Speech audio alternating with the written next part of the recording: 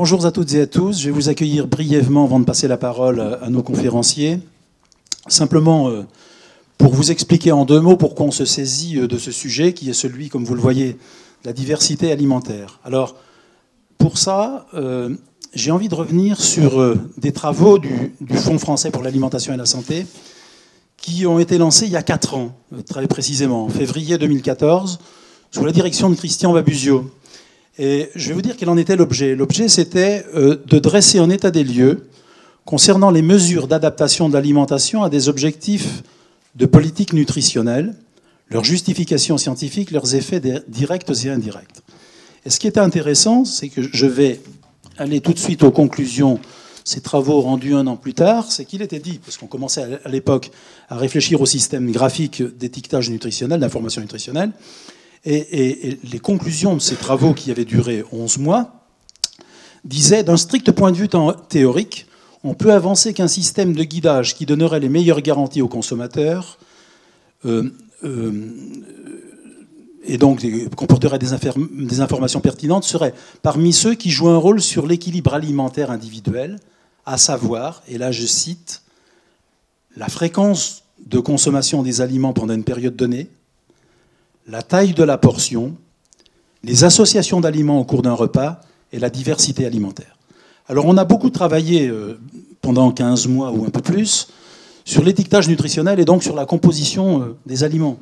Alors bien entendu, et les pouvoirs publics finalement, comme nous, se sont intéressés, on a travaillé avec eux, et d'ailleurs la saisine du gouvernement pour évaluer ces 4 dispositifs graphiques d'information nutritionnelle et les comparer. On voit bien qu'on a travaillé pendant plusieurs années presque uniquement sur la composition des aliments. Or, ça n'est pas le seul critère à l'œuvre pour définir ce qu'est finalement la bonne qualité nutritionnelle de l'alimentation. Autrement dit, sa capacité à couvrir convenablement nos besoins. On voit qu'il y a à l'œuvre d'autres choses, par exemple la fréquence d'apparition d'un aliment donné dans votre diète alimentaire. Est-ce qu'il revient tous les jours, à chaque repas, ou une fois toutes les 5 semaines? Ça, c'est un point important. Et puis il y a aussi, évidemment, ce critère de diversité alimentaire, d'ailleurs que quelquefois on confond, et vous nous éclairerez là-dessus, avec la variété. Il y a 2 notions qui se touchent, qui sont adhérentes, la variété et la diversité. Alors, aussi quelque chose m'a amusé, je voulais le partager avec vous, c'est le fait que, vous savez, il y a à peu près 25 ans, qu'un ministre du gouvernement a l'alimentation qui figure dans son décret de compétence. Et invariablement, ces ministres en ont appelé à la variété et à l'équilibre alimentaire.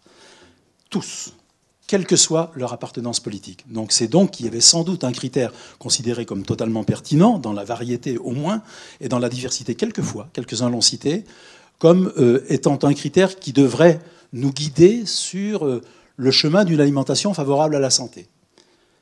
Le seul ennui, c'est que quand je regarde ma propre situation, je manque d'instruments. D'ailleurs, je n'ai aucune idée de ce qu'est la diversité de mon alimentation. Très franchement, je vous le dis, elle est peut-être bien ou pas. Et ce qui était quand même assez troublant, c'est que normalement, je suis supposé appartenir à la communauté des sachants en matière d'alimentation. Donc si je ne sais pas évaluer ce qu'est ma diversité alimentaire, en quelque sorte, il y a fort à parier que sur les 67 millions de Français, beaucoup sont dans ma situation. Donc le but qu'on s'est donné, et que le conseil d'administration m'a donné, c'est de vous accueillir aujourd'hui pour une 36e conférence scientifique depuis que le fonds a été créé, où on va démarrer une réflexion sur la diversité alimentaire avec un objectif assez précis, celui de fournir des clés de compréhension et peut-être des outils, d'ailleurs de guidage, aux consommateurs, parce que, je le répète, pour ceux qui ne le sauraient pas, ils sont sans doute pas nombreux, le fonds travaille pour un objet et un seul, un être et un seul, le consommateur. Et donc nous allons aujourd'hui lancer une réflexion qui va avoir pour déboucher, pas immédiat. Donc on va passer 2 heures, on va faire du brainstorming et puis on verra où ça nous conduit. Mais au bout de quelques mois, nous avons l'espoir, mon conseil d'administration a l'espoir que nous ayons progressé en matière de clés de compréhension et d'outils peut-être pour aider les consommateurs à finalement avoir une meilleure diversité alimentaire ou savoir faire usage de ce critère.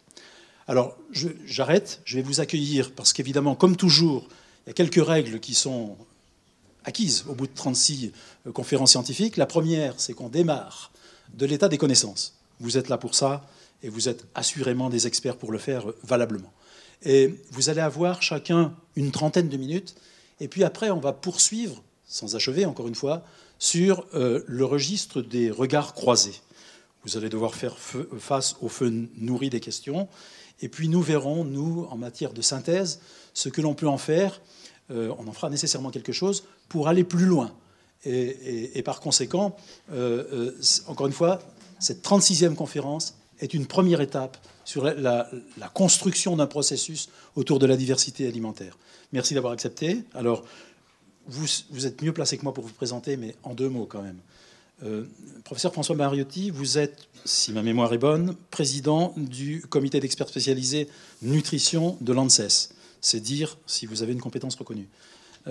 Cher Auré, vous êtes au CREDOC, organisme non moins célèbre, j'allais dire, et en tout cas non moins compétent pour parler des modes de vie et pour parler des habitudes et des consommations alimentaires des Français. La parole vous revient pour une trentaine de minutes. Merci pour l'introduction, merci pour cette invitation. Voilà, je suis aussi et surtout peut-être professeur de nutrition à AgroParisTech, voilà, dans une unité INRA mixte, INRA AgroParisTech, qui est basée rue Claude Bernard.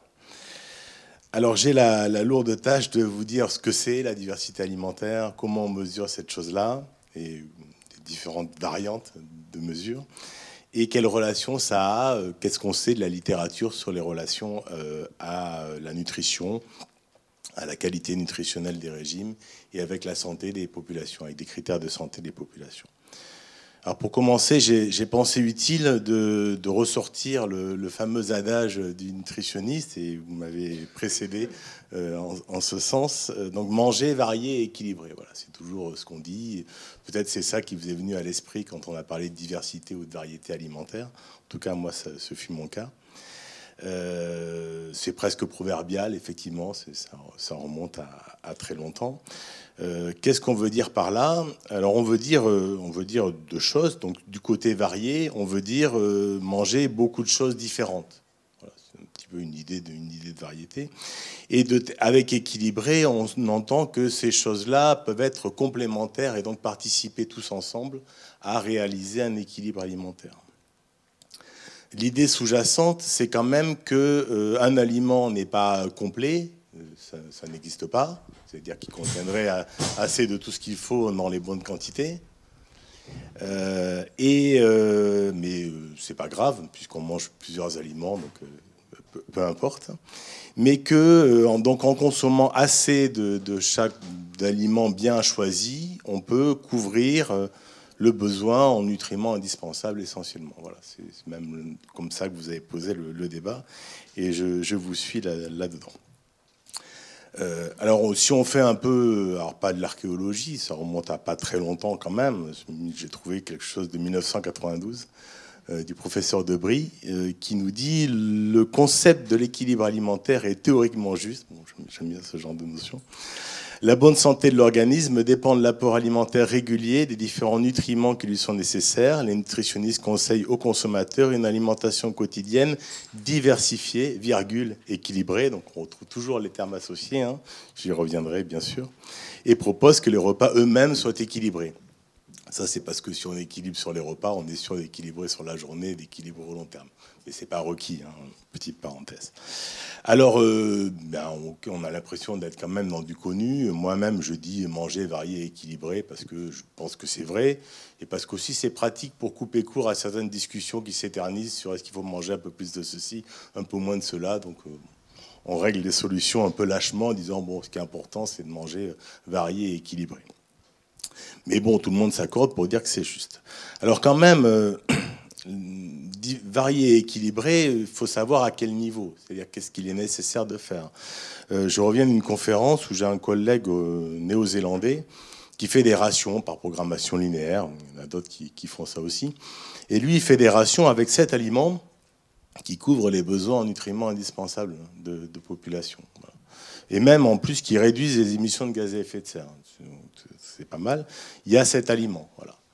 Donc, à quel point on a besoin de manger varié, quel niveau de variété est requis.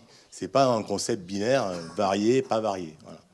Donc on va aussi discuter de ça, parce que quand on rentre dans le détail, si on fait de l'archéologie nutritionnelle un peu plus, une couche supplémentaire, on retrouve dans les recommandations aux États-Unis les premiers Dietary Guidelines for Americans.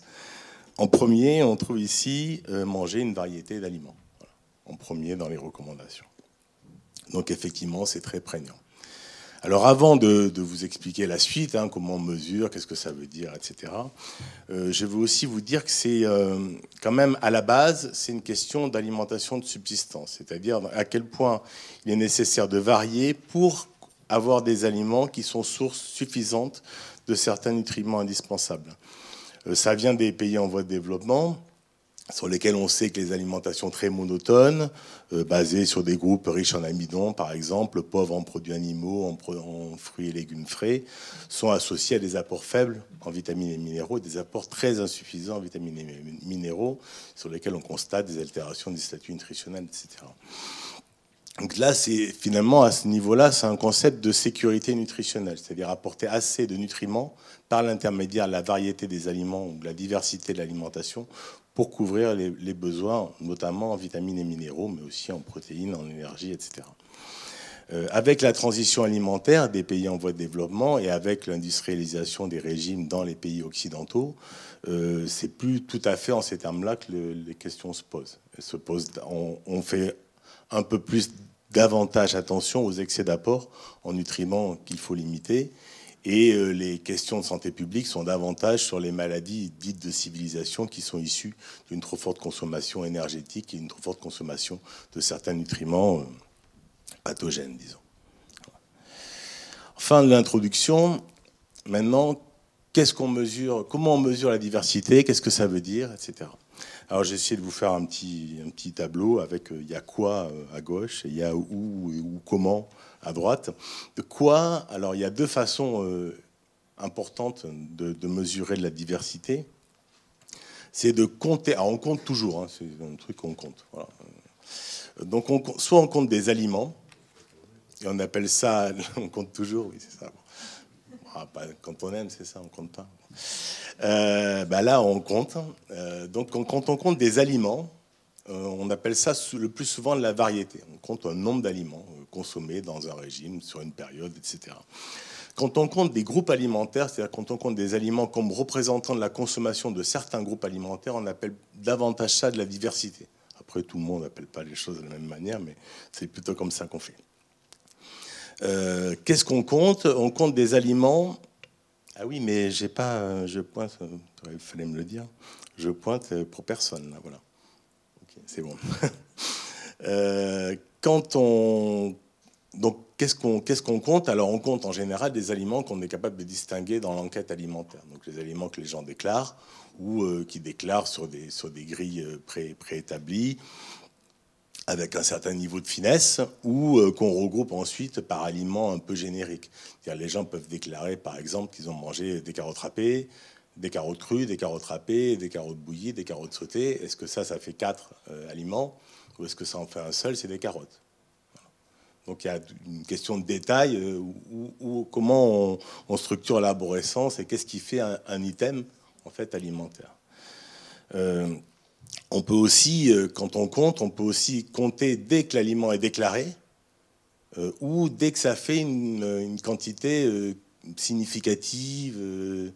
Donc si quelqu'un déclare qu'il a mangé une framboise, par exemple, est-ce qu'on compte une framboise, tac, 1, ou est-ce qu'on attend qu'il ait mangé une portion de framboise pour compter une framboise? Voilà. Une portion de framboise, comme dans l'aliment. Alors bon, tout de suite, on voit que le diable est dans les détails. C'est comme ça, dès qu'on s'intéresse à la façon dont les gens mesuraient la diversité ou la variété. Et ça fait partie de du bruit ou du flou qu'il peut y avoir dans certains cas. Alors on compte où, on compte comment. Alors on peut compter dans l'ensemble du répertoire alimentaire déclaré. Donc les gens déclarent ce qu'ils mangent. Donc ce qu'ils mangent d'habitude, ce qu'ils ont mangé à la semaine sur laquelle on a fait l'enquête, etc. Donc ça, on appelle ça en général de la variété totale, par exemple, si on mesure tous les aliments sur cette période-là. On peut aussi compter donc des groupes alimentaires, donc c'est plutôt de la diversité. On peut compter de la diversité sur un nombre donné de groupes, par exemple sur 5 groupes alimentaires, c'est souvent ce qui est fait, et c'est ce que va présenter aussi Auré en partie, pas que, où on peut compter la variété, c'est un nombre d'aliments, parmi des groupes majeurs, en excluant certains groupes du comptage de la variété. Vous voyez encore une fois les différences qu'il y a. Et enfin, on peut compter, donc tout dépend de la structuration, de la classification des aliments qu'on a. Des groupes, comment sont constitués les groupes.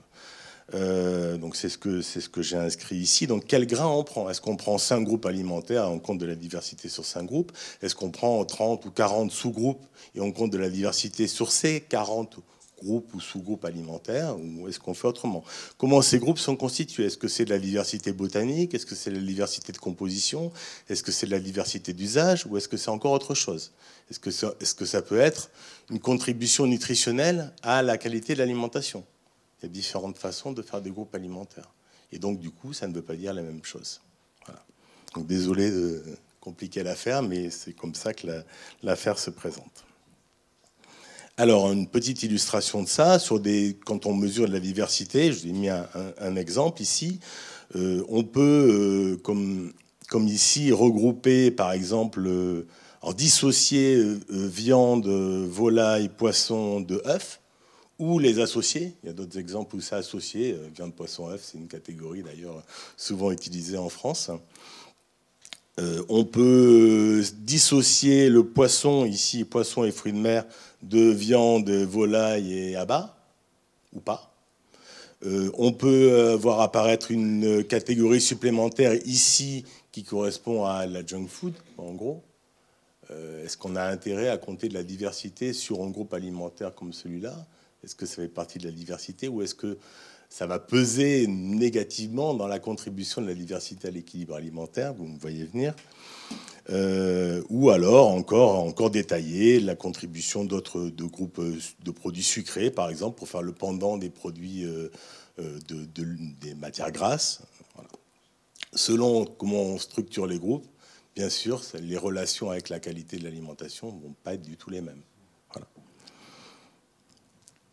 Alors, pour autant, qu'est-ce qu'il en est des relations entre la diversité et l'adéquation nutritionnelle des régimes? Alors, je vais d'abord faire des observations dans les pays en voie de développement, puis après, on va passer aux pays occidentaux, disons.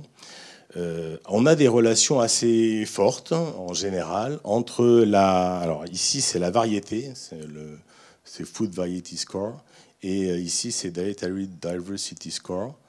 Ça, c'est l'adéquation globale moyenne, et c'est le coefficient de corrélation. Donc on voit qu'il y a des relations positives entre la variété et la diversité et l'adéquation nutritionnelle des régimes, prises de façon très globale. On voit aussi qu'il y a des relations un peu plus particulières ici avec la couverture du besoin en vitamine C et la variété, ou la couverture du besoin en vitamine C et la diversité. Voilà. Et on pourrait trouver d'autres exemples, ce qui est significatif et avec des astérisques dans ce tableau un peu austère.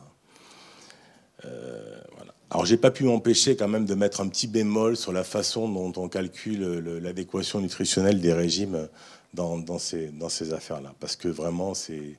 Alors, je vais passer parce que je veux pas être trop long, mais c'est vraiment des méthodes frustes et c'est vraiment peu de le dire. Voilà. Bon, mais ça a le mérite d'exister. Qu'est-ce qu'on constate dans les différentes études des relations entre la diversité et la couverture du besoin en vitamines et minéraux pour l'essentiel? Eh bien, vous l'avez représenté ici. Et ce que vous voyez, on peut prendre un exemple, couverture du besoin en calcium et diversité dans différentes études. Vous voyez que parfois, il n'y a pas de relation avec la couverture du besoin en calcium, et parfois, il y en a. Et même, parfois, elle est forte, la relation. Pourquoi? Ça dépend des pays, ça dépend des populations, ça dépend de ce qu'ils mangent, ça dépend de comment on a calculé la diversité, ça dépend de comment on a estimé la composition des aliments en vitamines et minéraux, etc. Voilà. Les sources d'explication, il y en a pas mal. En fin de compte, il ne faut pas jeter le bébé avec l'eau du bain. Les méthodes sont très variables. Les façons de mesurer l'adéquation nutritionnelle sont très fautives. Mais quand même, il y a une relation. Généralement et globalement, la diversité ou la variété, mais c'est plus souvent la diversité qui est mesurée dans les pays en voie de développement, sont des bons marqueurs d'adéquation nutritionnelle des régimes, voilà, ou de qualité générale des régimes. Et c'est bien pour ça que c'est utilisé, qu'on fait des mesures de diversité dans les pays en voie de développement. C'est parce que c'est très facile. C'est très facile. Il suffit de compter. Ici, vous avez un exemple, 10 groupes alimentaires. On compte de la diversité sur 10 groupes, donc des scores qui vont de 0, enfin de 1 en général, parce qu'on mange bien quelque chose quand même, de 1 à 10.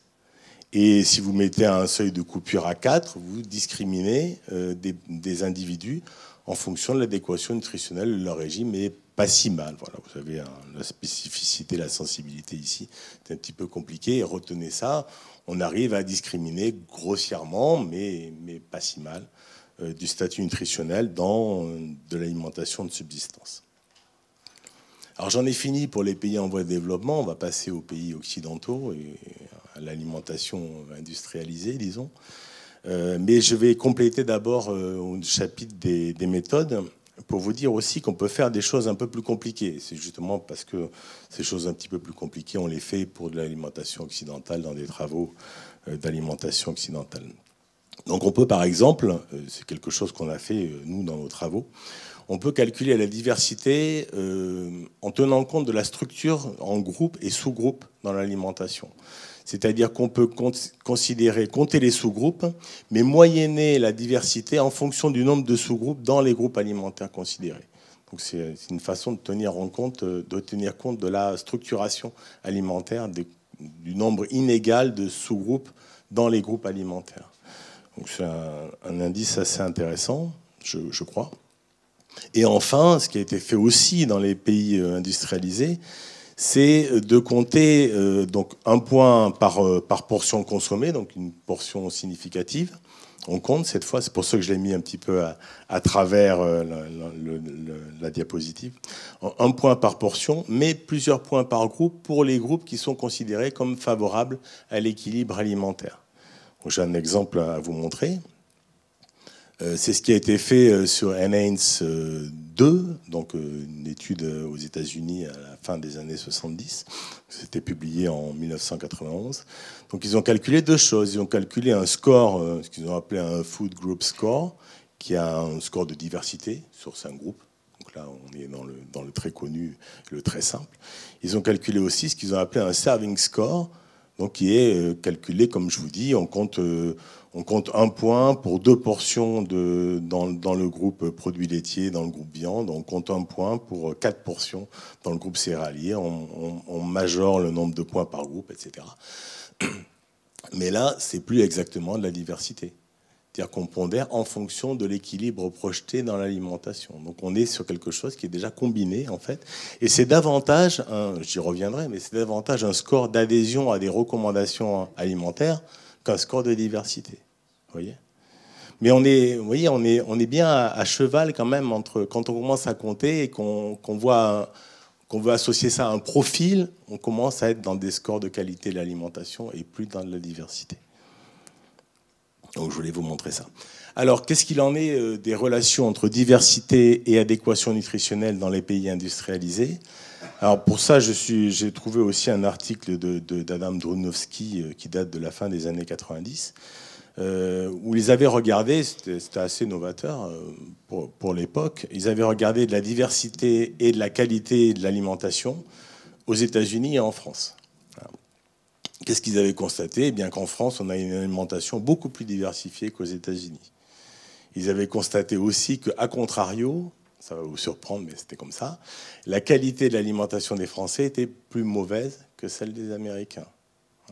Alors plus mauvaise selon les standards de l'époque, des références, des guidelines américains qui étaient surtout fondés sur les nutriments à limiter. Alors, qu'est-ce que je vais vous dire là ? Je vais vous dire que les relations entre qualité et diversité sont variables selon les pays, selon la structure de l'alimentation, selon les habitudes culturelles des pays.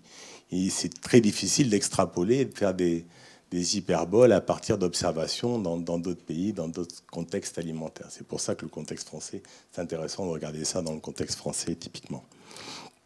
Alors, c'est ce qu'on a fait.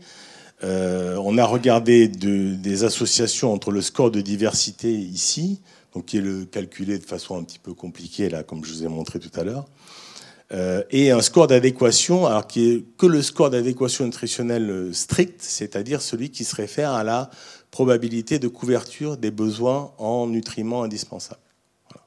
Pas la surconsommation d'acides gras saturés, de sucre, de sel, etc. Juste l'aspect positif de l'alimentation.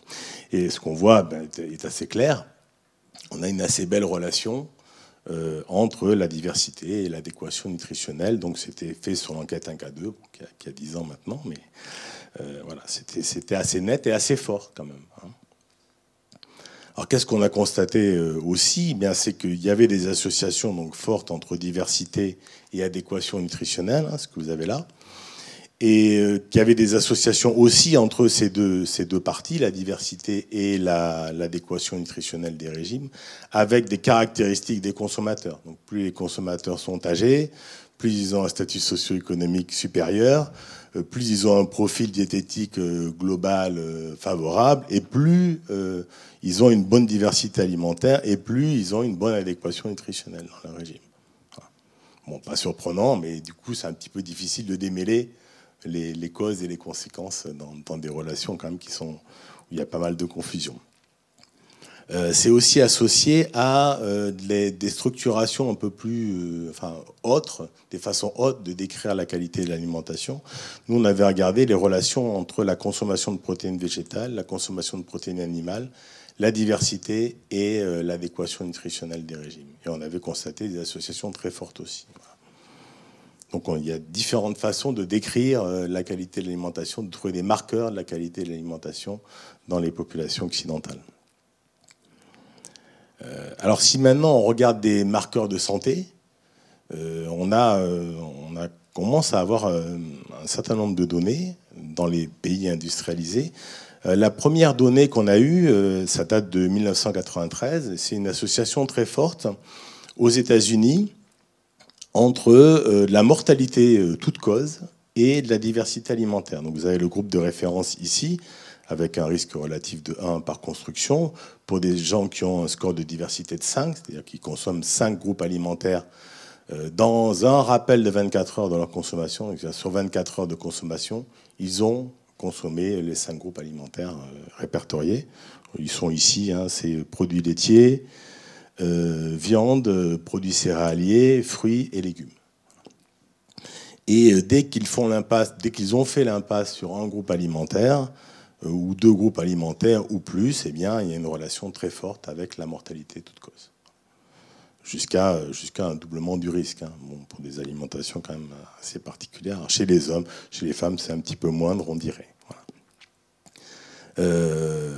Dans cet indice de diversité-là, je suis allé voir en bas du tableau, mais j'avais oublié que je l'avais écrit ici, les viandes dont protéines végétales, puisque c'est déjà pas mal d'analogues, des produits céréaliers hors gâteaux, etc., des fruits sauf boissons aux fruits. Donc on commence un peu à spécifier aussi la nature des groupes alimentaires concernés. C'est pas la diversité totale à l'intérieur du répertoire alimentaire. Donc, vous voyez, on est toujours... on est parfois entre deux, entre des mesures brutes de la diversité ou de la variété, et des choses qui sont déjà des aménagements. Mais surtout, l'analyse que je fais, c'est que c'est d'une part des scores assez grossiers quand même de diversité alimentaire, et d'autre part, c'est sur des données au début des années 70 où on n'était pas encore, quoi qu'aux États-Unis, ils étaient quand même déjà bien dedans, on n'était pas encore aussi déstructurés alimentairement ou diététiquement. Qu'est-ce qu'on a eu depuis? Eh bien, on a eu plutôt des résultats négatifs des associations entre la diversité et des paramètres de santé. Alors, c'est ce que je vais vous montrer maintenant. Là, c'est une étude parue cette année, hein, dans l'American Journal of Clinical Nutrition, où ils ont regardé les associations, le risque relatif de maladies coronariennes en fonction de scores de diversité. Ils en ont pris 2, qui sont des scores classiques de diversité un peu internationale, donc un peu PVD, mais bon, c'est ce que sur 10 groupes pour le MDDW par exemple.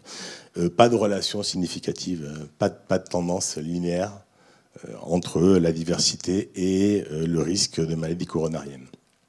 Alors que Quand on prend un score de qualité de l'alimentation, là, on a une relation, qui n'est pas énorme, mais on a une relation.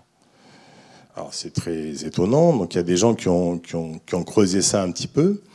Et il y a eu un travail je trouve très intéressant, autour de la qualification de la diversité. Donc, dans une enquête aux États-Unis, encore une fois, c'est chez Darius Mozaffarian, où ils ont mesuré 3 paramètres de diversité pour essayer de comprendre quels étaient les critères de diversité qui étaient ou non associés à du risque de la santé. Ici, le risque de diabète, hein, qui est un critère pas mauvais. Donc, ils ont mesuré la variété totale. Donc là, c'est très simple, on compte le nombre d'aliments.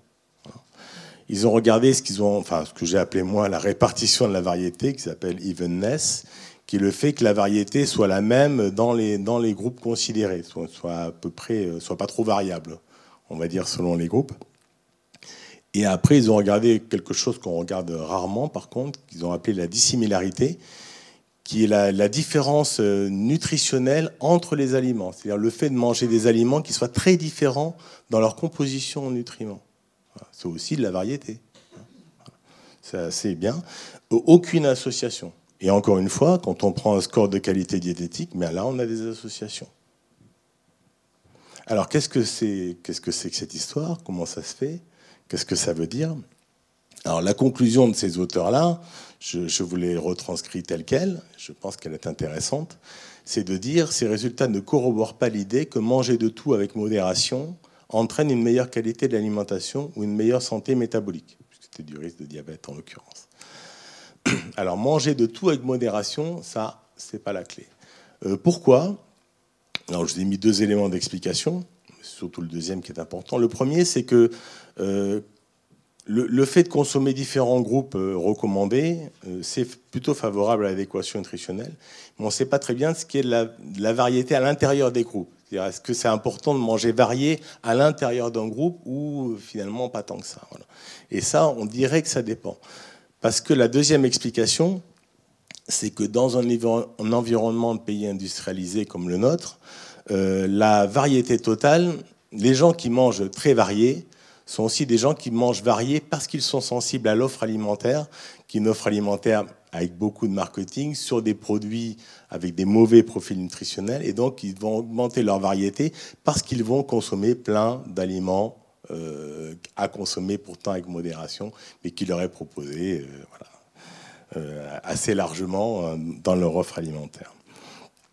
Alors ça, c'est des hypothèses qui ont été formulées dès 2004 aux États-Unis. Alors effectivement, est-ce que la variété peut procéder d'une plus forte consommation de certains aliments qui nuisent à l'équilibre nutritionnel? Eh bien, il y a fort à parier que oui. Voilà. C'est le côté obscur de la force dans la variété ou la diversité. Nous, on a constaté ça. On a constaté que la diversité alimentaire dans l'enquête 1K2 était associée à un excès de consommation des nutriments dont il faut limiter la consommation. C'est ce qu'on voit ici dans notre score de modération, qui est un score qui rend compte du fait de ne pas dépasser des limites supérieures de consommation d'acides gras saturés, de sucre, de sel, etc. Et on voit une association négative. Ça veut dire que plus les gens mangent varié, enfin diversifié, avec notre indice de diversité, on l'a testé avec d'autres indices, plus ils surconsomment des nutriments à éviter. Et on a vu ça aussi diététiquement, puisqu'on a vu aussi que plus les gens mangeaient diversifié, plus ils consommaient des produits sucrés. Donc méfiance. Et maintenant, quelle est la solution? Mais la solution, c'est d'associer variété ou diversité et équilibre alimentaire, et d'intriquer un petit peu les choses. Tout à l'heure, j'ai dit, c'est plus de la diversité, c'est du suivi des recommandations. On ne peut pas autonomiser l'idée de diversité, enfin pas facilement, à mon avis, on pourra en discuter. Il faut l'associer à la contribution de cette variété à l'équilibre alimentaire. C'est ce qui a été fait par une équipe qui est à Harvard, menée par Maya Vadivelu, où ils ont fait un indice de qualité de l'alimentation qui tient compte de la diversité. C'est ce que vous avez ici, alors je ne vais pas rentrer dans le détail, qui tient compte de la diversité et qui tient compte de la valeur santé du groupe alimentaire qui est concerné par la diversité. Donc en gros, ça nous dit que pour bien manger, il faut manger diversifié, mais diversifié dans les groupes alimentaires qui sont positivement contributifs à l'équilibre alimentaire. Voilà. Tout simplement. Alors quand on fait ça, eh bien alors on a un indice qui est de qualité, qui est bien validé, qui est associé à des profils diététiques favorables, qui est associé positivement à l'adéquation nutritionnelle des régimes, etc. Donc c'est ce qui a été fait. Il y a eu ensuite des publications qui ont associé cet indice-là à des critères de santé, l'adiposité aux États-Unis, le risque de syndrome métabolique aux États-Unis, voilà, et avec des associations positives assez nettes. Alors c'est l'heure du bilan, en gros. Qu'est-ce que je vous ai raconté là? Je vous ai dit qu'on a vu que la diversité, c'est une caractéristique un peu complexe de l'alimentation, un peu supérieure, disons, qui a bien des manières de la mesurer, de rendre compte de cette caractéristique-là, avec des méthodes très variées elles-mêmes, que globalement la diversité est liée à l'adéquation nutritionnelle des régimes, au sens de la couverture des besoins en nutriments indispensables, est liée aussi à l'énergie. Et donc, c'est une approche qui est utile et qui continue à être utile pour juger la qualité d'une alimentation de subsistance avec des méthodes très pratiques. Dans un contexte pléthorique, comme le nôtre, la diversité semble aussi être liée, alors toute partie, il ne faut pas non plus généraliser, mais il y a quand même des données pour dire que ça semble lié à des apports alimentaires ou nutritionnels déséquilibrés ou déséquilibrants, en quelque sorte. Donc, il faut reconnecter à des mesures de qualité de l'alimentation, et la qualité de l'alimentation vue non pas comme des apports en nutriments, mais comme de la qualité diététique, c'est-à-dire des repères de consommation un petit peu qui nous disent qu'il faut manger en substance, hein, en pratique, à l'intérieur de repères de consommation sur des groupes alimentaires, etc. Et donc, de façon intriquée. Donc, on en revient à ce que je disais au début, un varié et équilibré, c'est pas varié d'un côté et équilibré de l'autre. C'est vraiment une relation que j'ose qualifier de dialectique dans l'alimentation. Il faut manger varié pour pouvoir atteindre un équilibre alimentaire. Mais si c'est à rebours de l'équilibre alimentaire qu'on construit, eh bien on fait mauvais ouvrage. Voilà. Je veux remercier, avant d'en finir, je veux remercier juste quelques collègues, anciens doctorants, etc. Donc Éric Verger, avec qui j'ai un petit peu échangé là-dessus, qui est maintenant à l'IRD.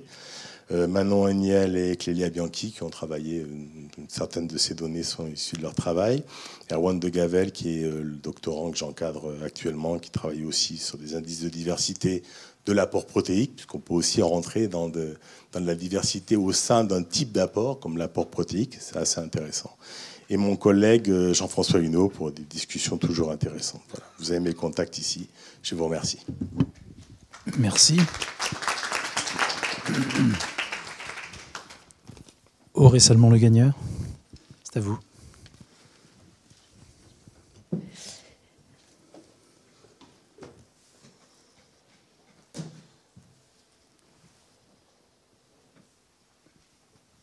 Merci beaucoup François pour cette introduction qui nous donne toute la complexité, qui pose la complexité du sujet.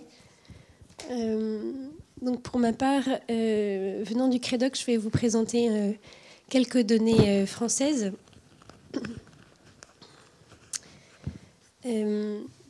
Pour illustrer un petit peu ces propos, une des forces du Crédoc, c'est de suivre, d'avoir des baromètres depuis longtemps, à la fois sur les modes de vie, sur la consommation des Français. Et un de nos jolis baromètres, c'est les enquêtes CECAF qui ont commencé, qui ont fait partie des premières enquêtes de consommation alimentaire en France, donc des enquêtes nationales. La première a été 1K1 en 1999. Et au Crédoc, depuis 2003, on continue cette enquête 1K1 en évolution avec la même méthodologie tous les 3 ans. Donc CECAF 2003, 2007, 2010, 2013 et maintenant 2016 qui vient de sortir. Ce sont des enquêtes qui sont nationales sur un échantillon de ménages français représentatif des ménages en France. On a une population à peu près de 3000 personnes dans l'enquête 2016. et grosso modo, pour chaque année, 1000 enfants, 1000 adultes. C'est un recrutement qui se fait toujours aujourd'hui en face à face.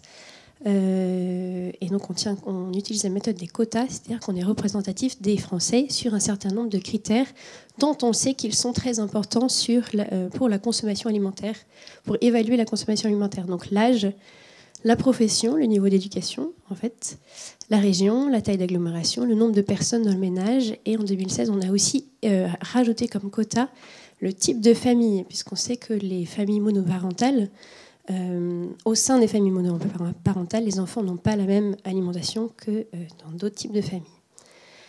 Le terrain est réalisé à chaque fois de octobre à juillet pour tenir compte des effets de saisonnalité qu'il peut y avoir sur la consommation alimentaire. Et à chaque fois, on interroge donc l'ensemble des personnes du ménage.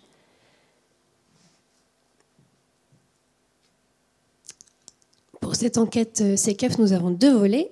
On étudie à la fois les comportements alimentaires avec un questionnaire posé en face à face sur tout le processus alimentaire, depuis les représentations de l'alimentation jusqu'à la mise en place du modèle alimentaire au sein des foyers, les critères d'achat des aliments, etc.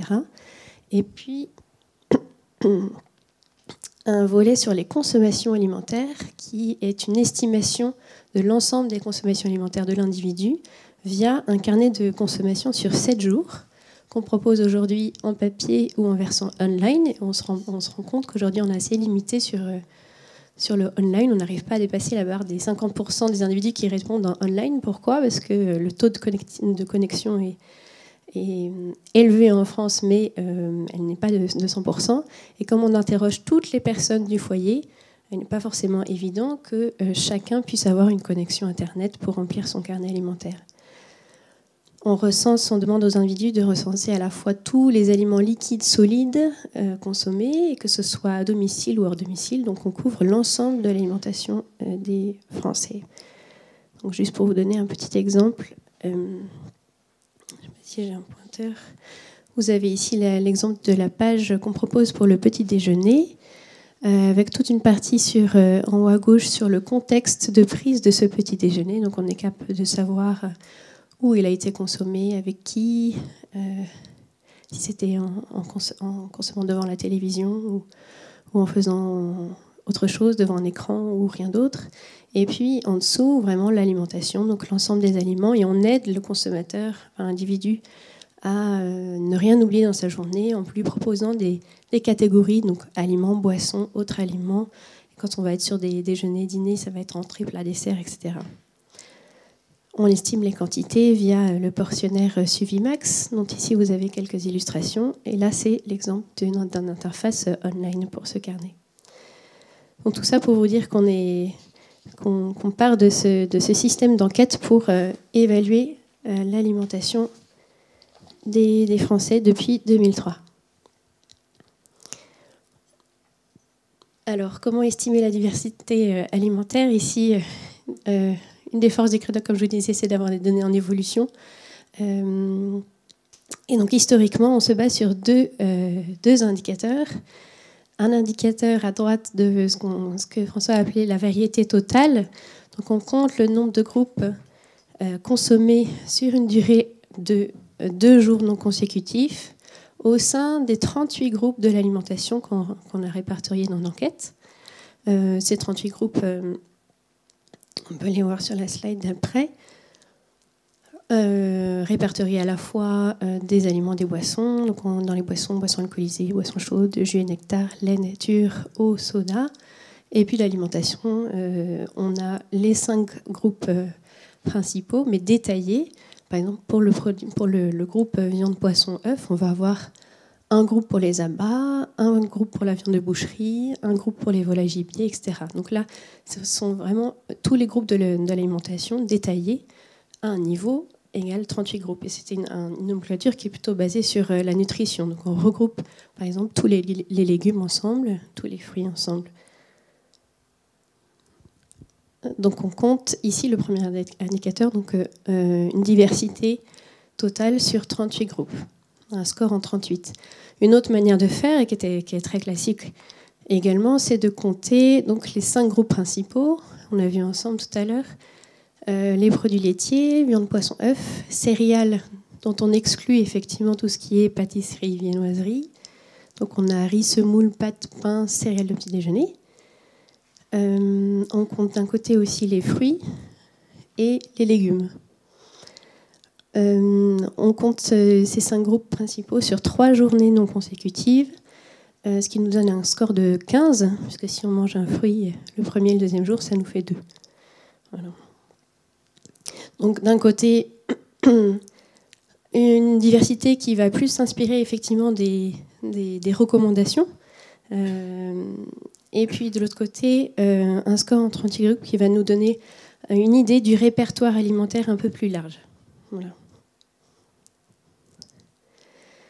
Alors sans plus attendre, on a déjà vu que les Français avaient une diversité alimentaire qui était plus élevée que les Américains. Ce sont des données qu'on avait également observées au CREDOC. C'était une des forces des Français. Mais en évolution, qu'est-ce que cela donne ? Donc ici, on s'intéresse à la diversité alimentaire sur 5 groupes en 3 jours. La première chose qu'on voit, c'est qu'on a une baisse de la diversité alimentaire chez les Français, à la fois chez les enfants et les adultes. Donc ça, c'est un des gros points importants des résultats que je vais vous présenter. Donc en 2016, on a à peu près une consommation de 10 groupes sur 3 jours, ce qui veut dire que par jour, il y a 1 ou 2 groupes qui sautent, voilà, entre les fruits, les légumes, les produits laitiers, les produits céréaliers et viande, poisson, œufs. Donc une baisse globale et puis une diversité chez les enfants qui est un tout petit peu plus faible que chez les adultes. Alors pourquoi est-ce qu'on a une diversité alimentaire qui baisse ? On va voir les profils alimentaires un peu plus tard, qui sont sous-jacents, mais on a constaté au CREDOC qu'à partir de 2013, il y a eu la mise en place de ce qu'on appelait la frugalité alimentaire, donc moins de consommation en général, liée entre autres à la crise économique aussi, où on s'est séparé de produits un peu moins nécessaires. On a eu aussi des changements dans le modèle alimentaire, avec des sauts de petit déjeuner qui étaient beaucoup plus importants. Également une baisse de la consommation de fruits et légumes qui, dans cet indicateur ici, pèse pas mal, puisqu'on a 1 point pour les fruits et 1 point pour les légumes. Des modes de vie derrière qui évoluent, avec une simplification aussi des repas, moins d'entrées, moins de desserts, donc moins de légumes aussi, moins de crudités, moins de fruits en dessert.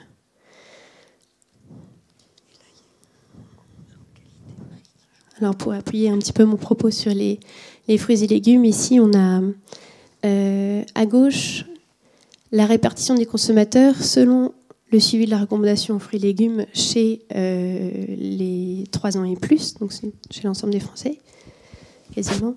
Ce qu'on voit, c'est qu'on a en vert les gros consommateurs, donc ceux qui consomment 5 portions de fruits et légumes par jour.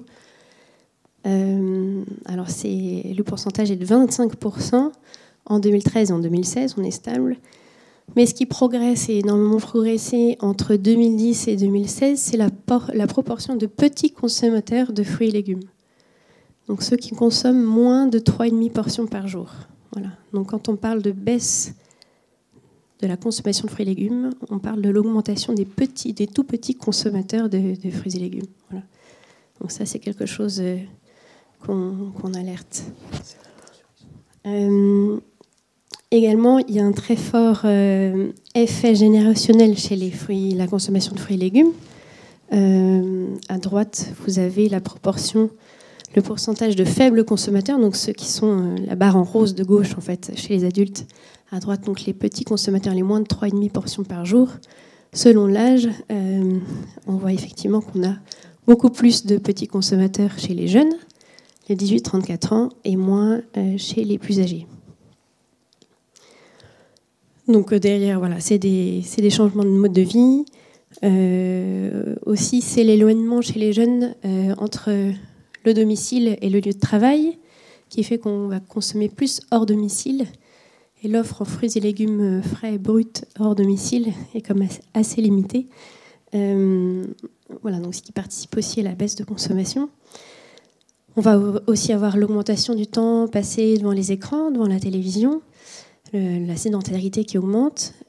Et ben on va plutôt consommer des aliments qui sont pratiques, comme ce qu'on a vu augmenter depuis 2010 dans les consommations, plus de pizza, plus de sandwich, plus de pâtes, plus de riz. Voilà, c'est vraiment les groupes qui ont progressé entre 2010 et 2016 dans la consommation alimentaire des Français, au détriment de tous les autres. Voilà.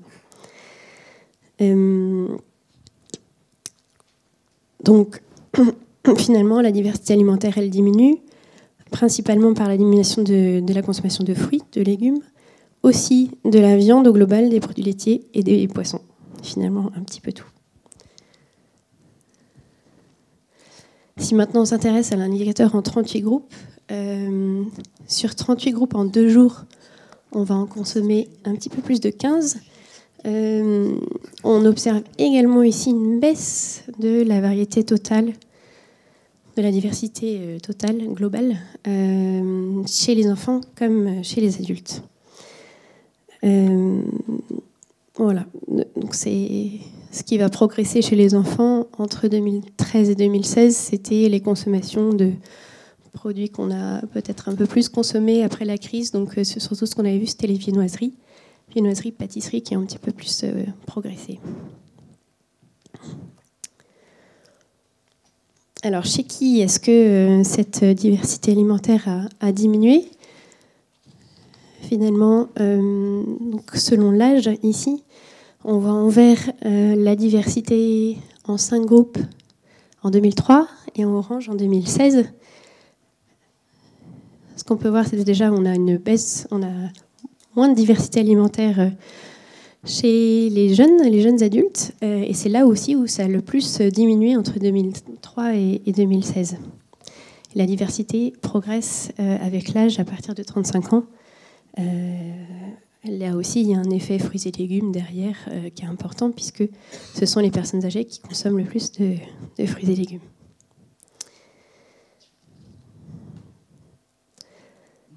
Concernant l'indicateur en 38 groupes, on a à peu près le même constat.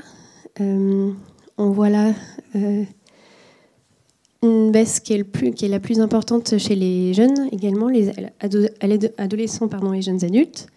Et ce qu'on voit à gauche, c'est une progression de la diversité alimentaire chez les tout petits, les 3-6 ans. Donc on peut peut-être comprendre qu'il y a aussi une question de néophobie qui se passe ici. On quitte la période de néophobie vers 7-8 ans. Et donc on élargit entre 3 ans et 8 ans notre palette alimentaire, notre répertoire alimentaire. Donc ici c'est bien illustré par ce graphique. Alors, l'indicateur en 5 groupes sur 3 jours. 3 jours, on a choisi 3 jours parce que c'était effectivement assez discriminant dans l'ensemble des enfants et des adultes. Plus on prend un nombre de jours important, moins ça va, plus l'ensemble de la population aura le même score. Donc, ça sera moins discriminant entre les individus. Et pour la suite des analyses qu'on a décidé, c'est de couper la population à chaque fois en 3 sous-groupes. Les consommateurs, ceux qui ont un score en fait inférieur à 9, entre 9 et 11, et 12 et plus. Ce qui correspond à peu près à 3 catégories, en dessous de 3 catégories par jour, entre 3 et 4, et 4 et plus.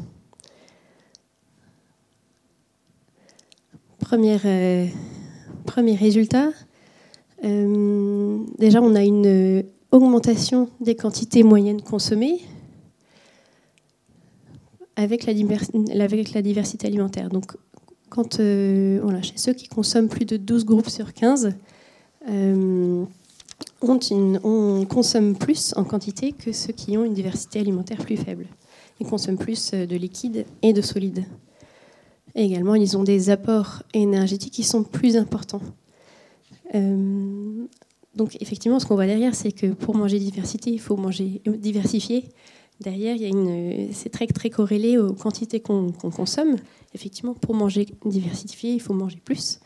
Voilà, donc est-ce que c'est quelque chose aussi qui a favorisé? Ça, c'est une autre question. Ici aussi, on a observé un lien entre la diversité alimentaire et un score d'adéquation nutritionnelle, le score du NRF qui tient compte, un petit peu comme le Pandiète que nous présentait François tout à l'heure, qui tient compte à la fois d'un sous-score d'adéquation nutritionnelle ajusté sur l'énergie et d'un sous-score de modération de certains nutriments à limiter, le sodium, le AGS et sucre libre. Donc on a une relation ici qui est positive, qui est corrélée entre les deux scores, la diversité et le NRF, et qui est également vrai pour l'indicateur en 38 groupes.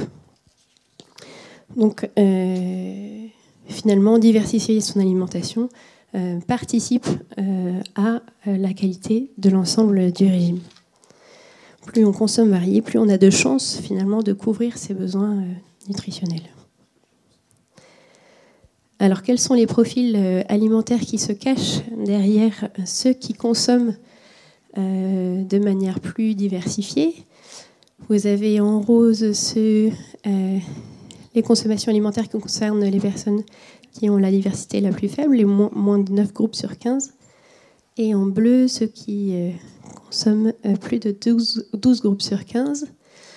Alors, ce qui joue le plus, finalement, ce sont les différents niveaux de consommation de fruits et légumes. Bon, ce n'est pas étonnant parce que ça rentre dans l'indice.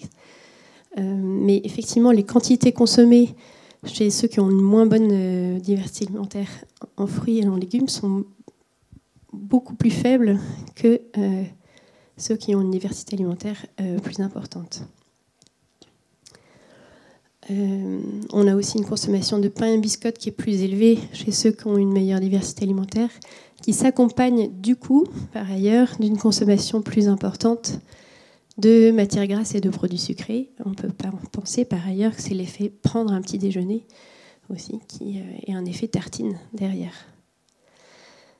Mais ce qui est intéressant de voir, c'est que ceux qui ont un profil de diversité alimentaire plus élevé consomment moins, par ailleurs, de pizza quiche et de sandwich.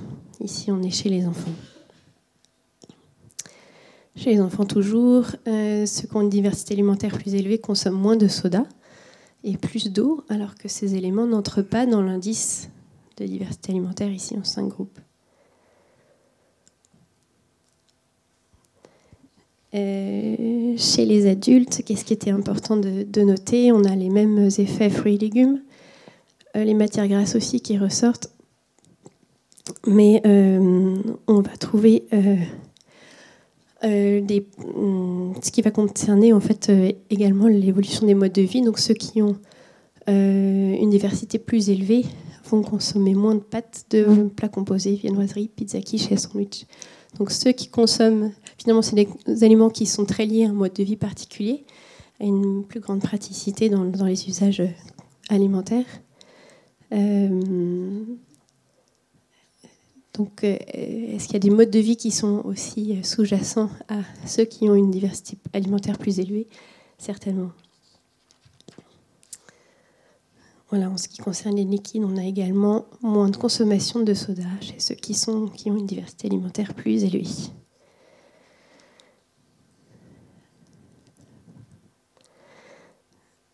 Alors, on a vu qu'on avait plus de quantité consommée chez les individus qui ont une diversité alimentaire plus forte. Derrière, on a aussi des portions alimentaires qui sont plus fortes chez ceux qui ont une moins bonne diversité alimentaire. Voilà, donc quand on mange moins diversifié, finalement, on augmente ses portions. Le cas classique, c'est par exemple les pâtes. Voilà, on se fait un gros plat de pâtes plutôt que de prendre une entrée avec des carottes râpées, des pâtes en sauce et un dessert laitier ou fruitier. Voilà, et c'est vrai chez les boissons comme chez les solides.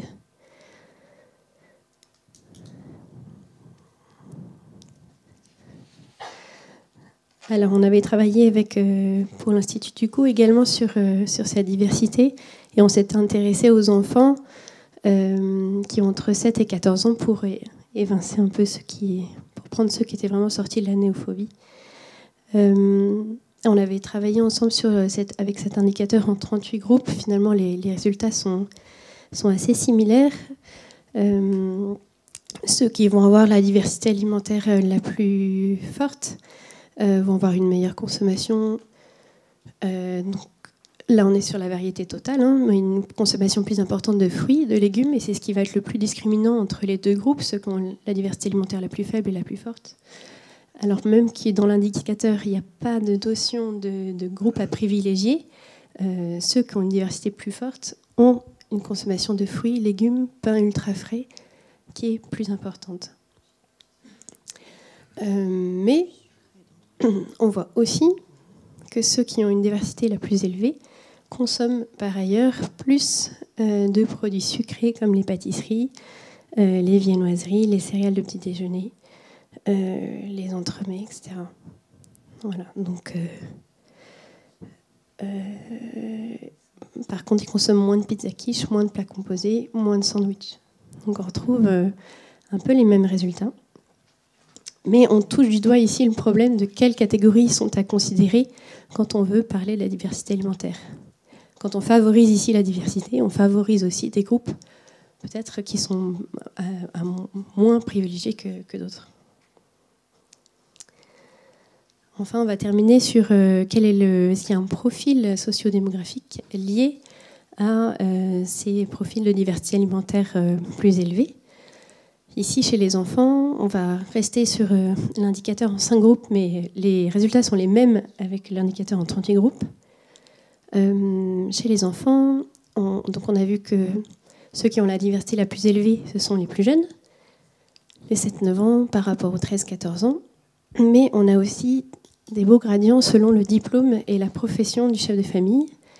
Donc finalement, ce sont au sein des foyers les plus modestes, ceux qui ont un moins bon diplôme ou aucun diplôme, et puis des professions, on va appeler chez les CSP+, chez les CSP-, où on a la diversité alimentaire la plus faible. Voilà.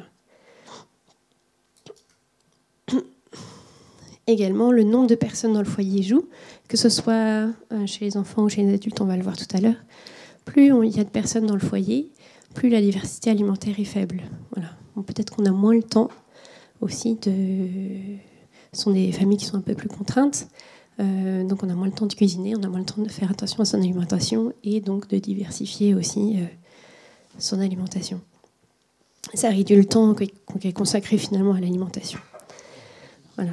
Dans ces familles aussi nombreuses ou avec plusieurs enfants, c'est là où on a le plus grand taux de très faibles consommateurs de fruits et légumes, donc de moins de 2 portions de fruits et légumes chez les enfants. On a aussi un gradient des différences selon la région, et on voit que c'est la région nord où il y a la moindre diversité alimentaire chez les enfants. C'est là aussi il y a eu la plus forte hausse entre 2013 et 2016 des très faibles consommateurs de fruits et légumes.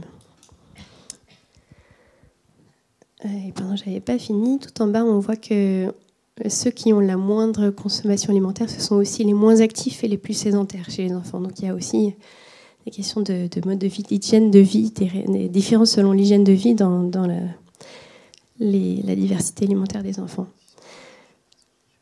Si on passe aux adultes, outre l'effet d'âge qu'on a déjà vu tout à l'heure, il y a aussi un effet sur la profession du chef de famille, avec, encore une fois, les CSP- qui ont une moindre diversité alimentaire, et un effet sur le revenu, avec les hauts revenus qui ont une meilleure diversité alimentaire.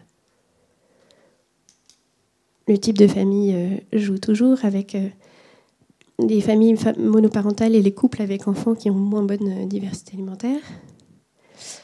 Le nombre de personnes dans le foyer aussi qui augmente quand avec la diversité alimentaire qui diminue. Et puis les résidents de la région nord qui ont la moins bonne diversité alimentaire. Également une différence selon l'IMC. On a les personnes en surpoids ou obèses qui ont, une meilleure diversité alimentaire que celles des personnes qui sont maigres ou normopondérants. Donc il n'y a pas ici de relation de cause à effet, bien sûr. Cette étude ne permet pas de le dire, mais c'est une photo. Et pourquoi ? Parce que derrière, on a des effets de quantité consommée et d'énergie consommée. Donc plus on consomme en énergie, plus on est susceptible d'avoir une diversité alimentaire plus élevée.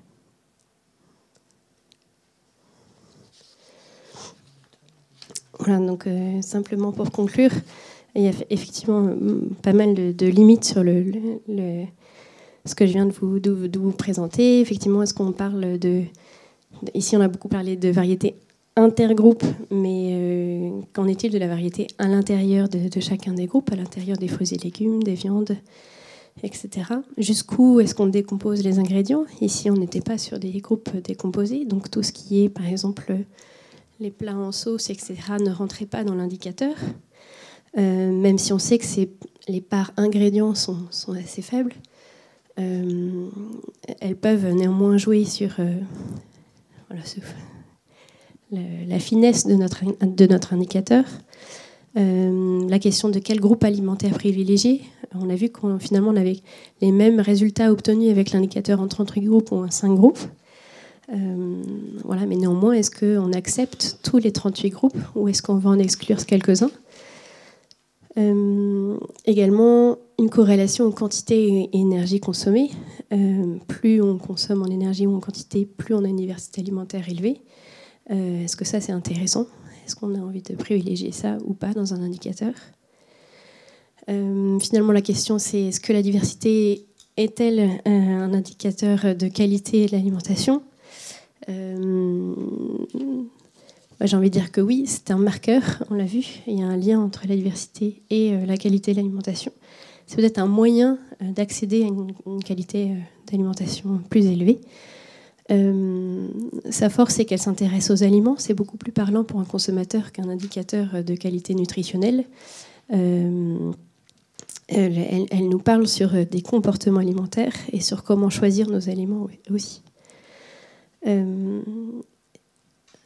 Donc pour moi, il y a un vrai intérêt sur la promotion de cette diversité alimentaire pour accéder à une meilleure qualité nutritionnelle comme un moyen. Voilà.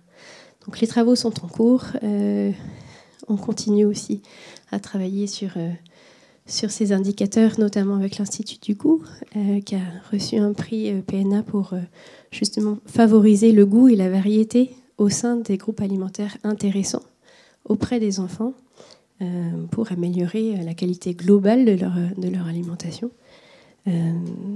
Voilà, donc on est ouvert, on est très partant pour ce débat, pour avoir des clés pour mieux estimer, évaluer cette diversité alimentaire et qu'est-ce qu'on a envie de privilégier pour améliorer la qualité nutritionnelle de tout le monde. Merci. Merci.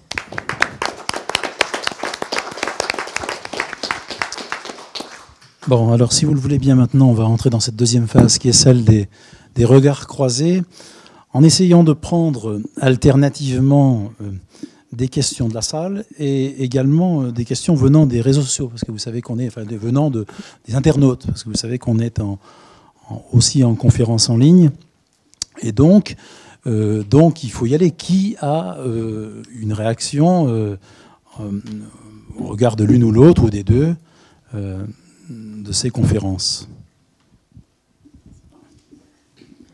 Oui, bonjour, j'ai une question pour le CREDOC. Ce qui était assez étonnant, c'est que vous n'avez fait aucune présentation faite en fonction du sexe. Parce qu'on peut vraiment imaginer que la diversité chez les femmes est complètement différente de celle chez les hommes. Et le fait de tout mêler, est-ce que ça fausse pas un peu vos résultats ? Alors effectivement, j'ai présenté que les résultats qui sont significatifs. Et donc il n'y a pas de différence selon le sexe. Voilà, que ce soit chez les enfants ou chez les adultes. Voilà, donc il y a peut-être des différences de variété, effectivement. Peut-être les femmes sont plus sur les poissons, moins sur les viandes, je ne sais pas. Mais ces indicateurs globaux, finalement, ne sont pas différents entre les hommes et les femmes. Sur ce type d'indice-là, mais peut-être que sur d'autres, oui.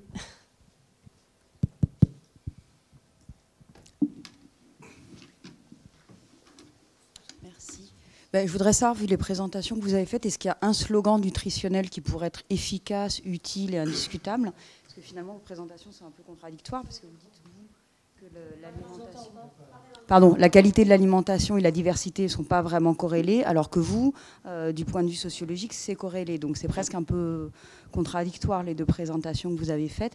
Est-ce qu'il y a un slogan pour vous, professeur Mariotti, qui vous paraîtrait pertinent? Par exemple, 5 fruits et légumes par jour, est-ce que ça a un sens? À un moment, c'était 10 fruits et légumes par jour, puis ça a été remplacé par 5 fruits et légumes par jour. D'où est-ce que ça vient? Est-ce que ça a un fondement nutritionnel très précis? Voilà. Alors, on va essayer de remettre ça en place. Alors, il y a des éléments de contradiction parce que la littérature est contrastée. Je vous ai montré des choses qui vont dans un sens, des choses qui vont dans l'autre, et aurait aussi, c'est pas univoque. Voilà. C'est ce qui fait la complexité de l'affaire, évidemment. On voit quand même, on voit quand même des associations entre des indices de diversité ou de variété et la couverture des besoins en nutriments. En général, ça marche assez bien. Ce que j'ai montré aussi, moi, c'est qu'il y avait des côtés un petit peu obscurs qu'a aussi montré Auré, c'est-à-dire qu'il y a des associations aussi entre la diversité et des profils de consommation ou des profils d'apport en nutriments qui sont un peu contradictoires à l'idée qu'on pourrait se faire au départ, voilà, et qui mêlent un peu les choses. La résultante, quand on a des résultats assez proches si on regarde les nutriments. Quand on compare avec le score NRF 9.3 ou avec l'indice qu'on a utilisé, on voit globalement, si on poule tout, on voit un meilleur profil d'apport en nutriments sur des régimes plus diversifiés. Simplement, à l'intérieur de ça, c'est très hétérogène. Voilà, on a des apports aussi en nutriments plus importants en nutriments qu'il faut limiter. On a aussi des apports plus importants en produits sucrés, par exemple. C'est des choses qui sont sorties d'observations différentes dans différents pays, dans différentes méthodes, différentes enquêtes. Donc il y a quand même des choses en commun, et ces choses en commun, ça nous dit que il y a un peu d'hétérogénéité et que derrière, il y a des comportements qui font que on peut pas, à mon avis, mais voilà, on est là pour en discuter. À mon avis, la diversité est pas un levier aussi simple que ça à actionner si on n'y met pas des garde-fous. C'est-à-dire, si on dit juste aux gens mangez plus diversifié, il y a des chances que pour une partie de la population, ça s'accompagne d'une plus mauvaise alimentation. Voilà. Pour certains, ça va faire une meilleure, pour ceux qui sont déjà sur des profils satisfaisants. Pour d'autres, ça pourra en faire une moins bonne. On a quand même ressorti beaucoup d'associations un petit peu compliquées quand même à démêler. On a aussi des associations entre la diversité et l'indice de masse corporelle. On a aussi des associations avec le niveau socio-économique, la catégorie socio-professionnelle, avec le revenu, etc. Ça fait un paysage très, très complexe. Ce qu'il faut, c'est essayer de démêler quelles sont les causes et les conséquences. On a des profils d'associations très complexes. Quelles sont les causes et les conséquences? Est-ce que la diversité, c'est un levier? C'est-à-dire, est-ce que ça va agir comme une cause pour l'amélioration de la qualité de l'alimentation? Ou est-ce que c'est un marqueur? C'est-à-dire que c'est un truc qui est indirectement associé, qui est une coïncidence de comportements alimentaires beaucoup plus complexes que ça et qu'on ne peut pas résoudre à juste la diversité. Là ça reste entier. Je pense qu'il y a encore beaucoup de travaux à faire là-dedans. Pour répondre à votre question quand même, excusez-moi, j'étais un petit peu long. Pour répondre à votre question, autant sur la diversité, eh bien, il y a des choses qu'on ne comprend pas très bien, c'est un petit peu équivoque. Autant sur les recommandations nutritionnelles à l'échelle de repères de consommation, à l'échelle de pyramide alimentaire, ce que j'appelle à l'échelle diététique, ce qu'on sait est très abouti. C'est le fruit de décennies de recherches énormes. On a expertisé tout ça. Ça a été fait en France par l'ANSES, ensuite traduit en nouveaux repères de consommation PNNS.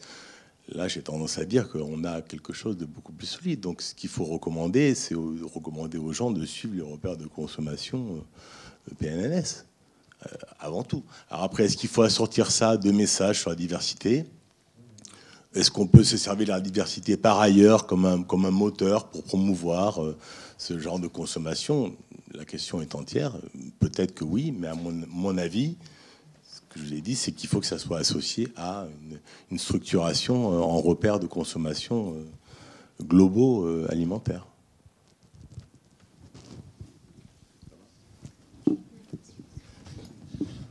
Oui, je voudrais poser une question parce que par rapport à la diversité, et dans l'enquête du CREDOC, vous avez effectivement des aliments peu transformés, comme les fruits et légumes, mais vous avez aussi des aliments ultra transformés, comme les pizzas. Est-ce que le critère culinaire, puisque je peux dire comme ça, est-ce qu'il intervient aussi dans cette diversité? Et on sait très bien que toutes les recettes ne se ressemblent pas.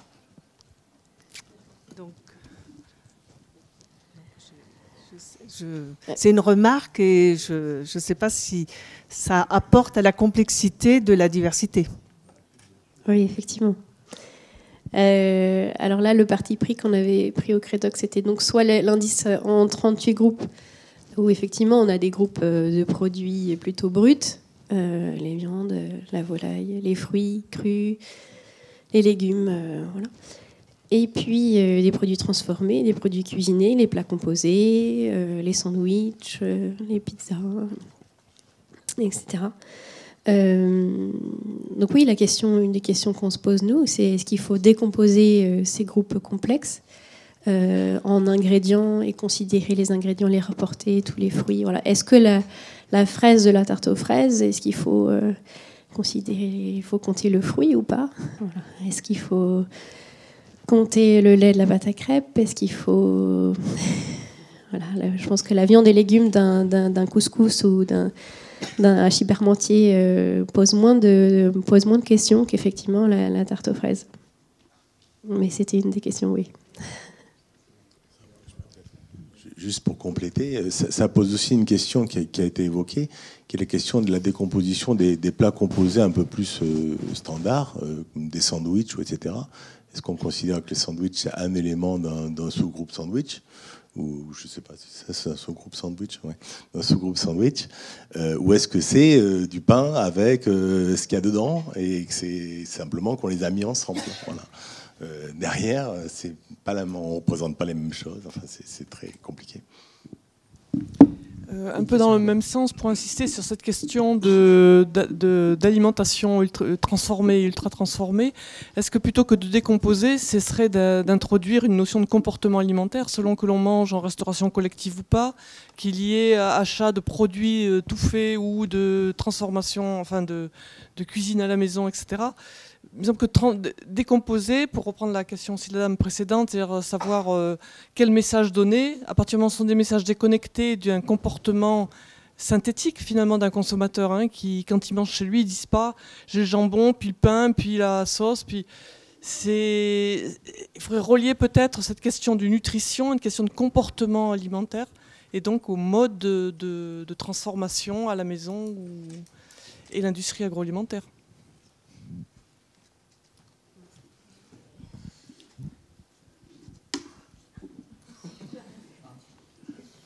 Bonne question. Est-ce que la question, c'est justement est-ce que sandwich fait maison ou industriel est vraiment différent? C'est pas évident. Oui, c'est pas le lieu de consommation qui est important. Là, je pense qu'il faut sortir de ça. Mais entre cantine ou fait maison, ouais. C'est compliqué comme question. En tout cas, là. En tout cas, je doute qu'un indicateur de diversité alimentaire puisse aller aussi finement sur les compositions de chaque... Enfin, on est obligé de raisonner sur des compositions génériques. Donc là, on est plutôt sur des recettes. C'est vrai, les compositions de l'ANSES mêlent à la fois des recettes fait maison. Oui, ce qu'on a oublié de dire, c'est qu'on s'appuie sur des tables de composition nutritionnelle d'aliments qui sont publiées par l'ANSES. Et ces tables s'appuient sur les compositions moyennes communiquées par les industriels et également des compositions moyennes de recettes faites maison, standards, génériques. Voilà. Donc, avec moyenne, tout type de pizza, tout type de quiche. Voilà. Si vous le voulez bien, on a une question d'internaute, juste avant, Bernard. Alors, la diminution du temps consacré à la préparation des repas est-elle en lien avec la diminution de la diversité alimentaire ? Ce que j'expliquais tout à l'heure, c'est qu'effectivement, moins on a de temps pour préparer notre repas. On prend moins aussi de temps à table.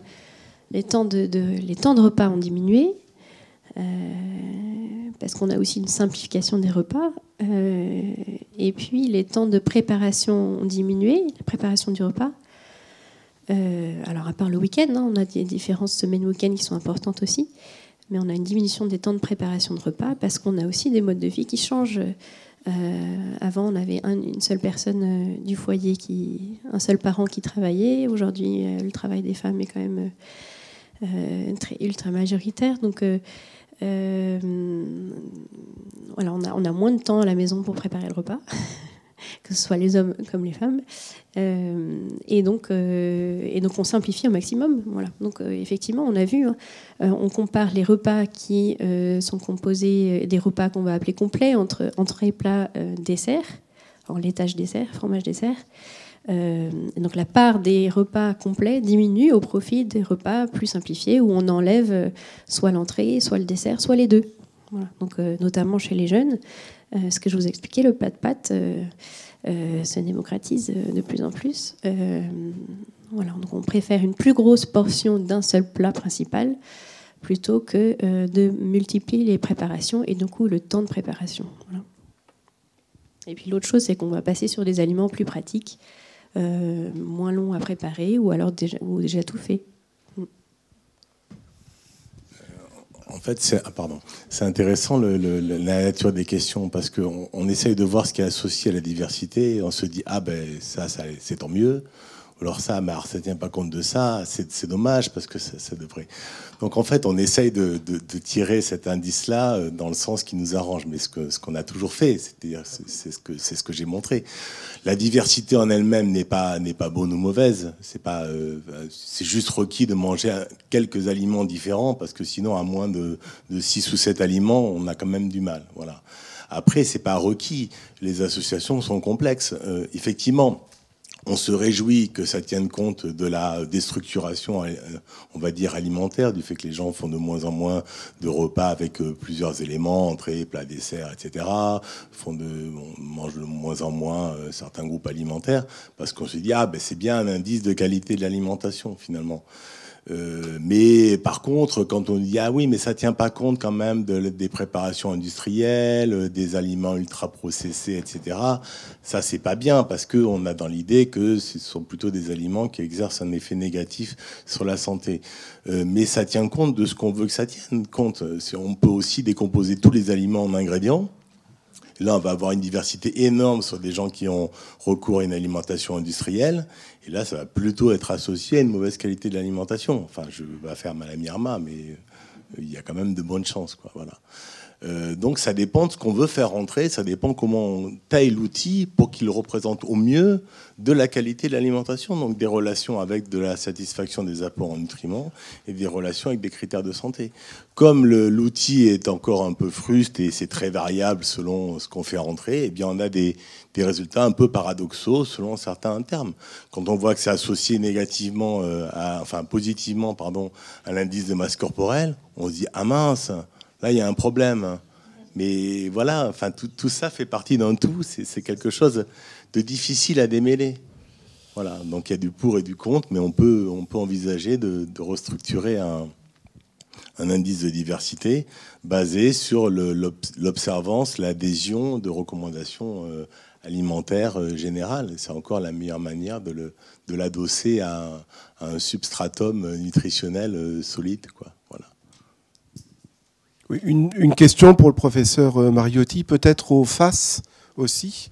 Vu cette complexité qui ne va pas s'arranger, y a-t-il pas moyen de revenir finalement sur des messages de bon sens sur se nourrir, c'est quoi, comment se nourrir, et sur des questions que tout le monde puisse s'approprier.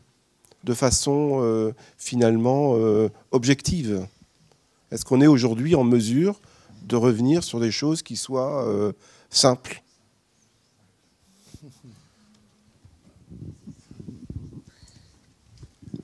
Bah, on s'y emploie.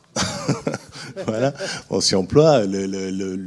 L'objet quand on fait des recommandations, en France, on fait des recommandations alimentaires sur la base de recos de consommation par groupe, avec des portions, etc. C'est ce qu'on fait. C'est pas extrêmement compliqué. Hein, dire aux gens, on aurait mangé au minimum 5 portions de fruits et légumes par jour. Voilà, des choses comme ça. Après, moi, je crois qu'il y a une façon, si on veut faire intervenir la diversité, parce que je veux pas non plus faire la mouche du coche ici. Je dis pas que la diversité, ça n'a pas d'intérêt. Hein, ça a quelques caractéristiques intéressantes, hein, nutritionnellement. Mais il faut encore une fois, il faut l'associer. Donc, si on veut faire intervenir la diversité, il faut dire aux gens tout simplement, et si on veut avoir des messages très simples, c'est-à-dire qu'il faut avoir des apports variés dans les groupes alimentaires dont on veut favoriser la consommation. Donc, il faut dire aux gens, manger varié, manger des fruits et légumes variés. Pas des boissons sucrées variées ou des biscuits variés. Vous voyez, c'est ça le message, finalement, qui est plutôt simple. Voilà. Peut-être un peu trop simple, je ne sais pas. Je me permets un élément de réponse puisque vous avez interpellé le FAS. On croyait que le sujet diversité était apparemment simple. On se rend compte au bout d'une heure, un quart, que ce n'est pas totalement le cas. Est-ce qu'il faudrait pour autant renoncer à... Enfin, est-ce qu'il faudrait s'arrêter à 1h20 de réflexion sur le sujet au motif qu'il faudrait aller sur des choses plus simples? Je ne le pense pas. Et d'ailleurs, à la fin, je vous proposerai un ou deux petits mots de synthèse pour vous dire comment je vois la suite. Et je crois que la suite, il doit y en avoir une confrontée à la situation d'espèce à laquelle on se trouve, où on voudrait un monde merveilleux dans lequel l'IMC fut corrélé à la diversité alimentaire. Manque de peau, il est inversement corrélé à la diversité alimentaire. Donc il va falloir qu'on s'en sorte d'une manière ou d'une autre. Est-ce que pour autant ça rend le critère diversité alimentaire non pertinent? Là, je ne le pense pas. Donc je pense en revanche qu'il y a beaucoup de choses à faire. Et après, moi, j'aurais une ou deux questions aussi sur ce qui me paraît être le cœur du problème, c'est-à-dire le décompte que vous faites. Comment on compte les catégories, etc. etc. Première idée. Deuxième idée, l'insoluble équation entre le sort qu'on réserve à deux catégories d'aliments totalement distinctes par rapport aux recommandations nutritionnelles. Un, celle dont on veut accroître la consommation. Deux, celle dont on veut réduire la consommation. Et qu'on introduit à l'intérieur du même critère. Et évidemment, ça bug. Il y a quelque part quelque chose qui ne fonctionne forcément moins bien quand on ajoute des plus et des moins. Voilà.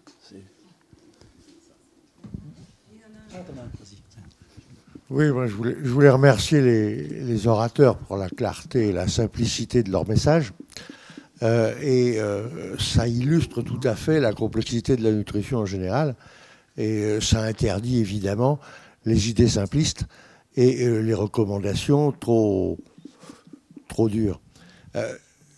À titre d'exemple, vous avez bien montré une corrélation parfaite, parce que je crois que c'est à propos du diabète, et où, sur une droite de corrélation manifestement vraiment très belle, très significative, on avait tout de même, pour un point donné, des variations qui allaient de 1 à, je ne sais pas, je n'ai pas vu exactement, mais ça devrait être de 1 à 10. Ce qui prouve bien qu'une recommandation en termes de santé publique globale pour une population, ce n'est pas nécessairement la même chose qu'une recommandation pour un individu donné. La deuxième remarque, c'est qu'il est clair que pour l'économie de subsistance, comme vous l'avez montré là, c'est très clair. Mais pour les pays dits développés, ou pour nous en particulier, ce qui me paraît clair, c'est que on peut difficilement en tirer des conseils précis et que de toute façon, la diversité doit prendre en compte les calories. Vous l'avez cité tout à l'heure, je crois, dans votre dernière diapositive. La diversité, si c'est pas associé à contenu énergétique, ça a éventuellement beaucoup moins de valeur. Parce qu'on peut avoir quelque chose de très divers, mais avec des ingérés caloriques complètement différents. Et quand on regarde, par exemple, ce qui se passe pour vos scores de diversité dans les différentes régions, par exemple, on voit bien que, par exemple, la région du Nord, qui est une région où il y a le plus d'obèses en France, est aussi associée à un score de diversité faible. Bon, alors qu'est-ce que ça veut dire ? Ça dépend aussi de l'ingérée calorique dans ces différentes régions. Ce n'est pas la même chose dans le nord et dans le sud. Donc la diversité n'a peut-être pas le même sens en fonction des régions, en fonction des habitudes culturelles, etc. Et enfin, on parle d'un score d'adéquation nutritionnelle. Mais ça, c'est une donnée de base qu'on érige en impératif catégorique. Car finalement, un score nutritionnel favorable, il est valable pour une collection d'individus en gros, mais il n'est pas valable pour un individu donné, parce que les besoins sont radicalement différents d'un individu à l'autre. Alors, effectivement, je ne veux pas ergoter sur le slogan 5 fruits et légumes, qui en soi est probablement effectivement une très bonne chose. Mais il faut faire attention aux repères de consommation. Les repères de consommation du PNNS, s'ils sont suivis régulièrement et scrupuleusement, en tant que clinicien, je peux vous affirmer qu'il y a 20% de la population qui prend du poids. Parce qu'on recommande, par exemple, 2 ou 3 féculents par jour. C'est pas possible, ça. Alors, en plus, il y a l'adéquation entre la recommandation et l'espace culturel, qui fait que si la recommandation est trop éloignée des habitudes des gens, le pas à faire est beaucoup trop large pour qu'ils puissent y adhérer. Voilà les quelques commentaires que je voulais faire, mais ça ne remet pas en cause vos calculs de diversité. Ça remet en cause, ou ça peut poser problème quant à leur application dans le cadre de recommandations. Car on parle là, vous parlez, mais ça c'est le rôle des épidémiologistes, je ne le conteste pas une seconde, mais on parle pour un homme et une femme moyenne, standardisés. Or, ça ne correspond pas aux besoins réels de l'ensemble de la population. Je voulais faire remarquer ça, parce que c'est toujours le vieux débat entre la médecine individuelle et l'épidémiologie des populations. Et c'est souvent irréconciliable comme point de vue, les deux ayant tout à fait leur raison. Les uns en termes de santé publique, où c'est probablement utile, et les autres en termes d'apport individuel, où on a beaucoup plus de mal à adhérer à ça. Voilà des petites remarques que je voulais faire. Je ne sais pas si vous partagez mon point de vue, ou si vous avez, ou si finalement le clinicien et l'épidémiologiste peuvent s'entendre. Je vais répondre, mais rapidement, parce que sinon on pourrait en parler pendant des heures, et tous les deux. Oui, bien sûr, c'est bien. Moi, je pense, c'est pas une question c'est une question de, quand on s'adresse à une population, on est obligé de s'adresser à une population, et c'est pas la somme d'individus. Donc, on est obligé de prendre des raccourcis, des simplifications pour aboutir à des repères, des repères de consommation qui vaut pour un individu moyen qui n'existe pas, voilà, mais bon, qui est quand même encore le plus représenté dans une population. Et puis, voilà.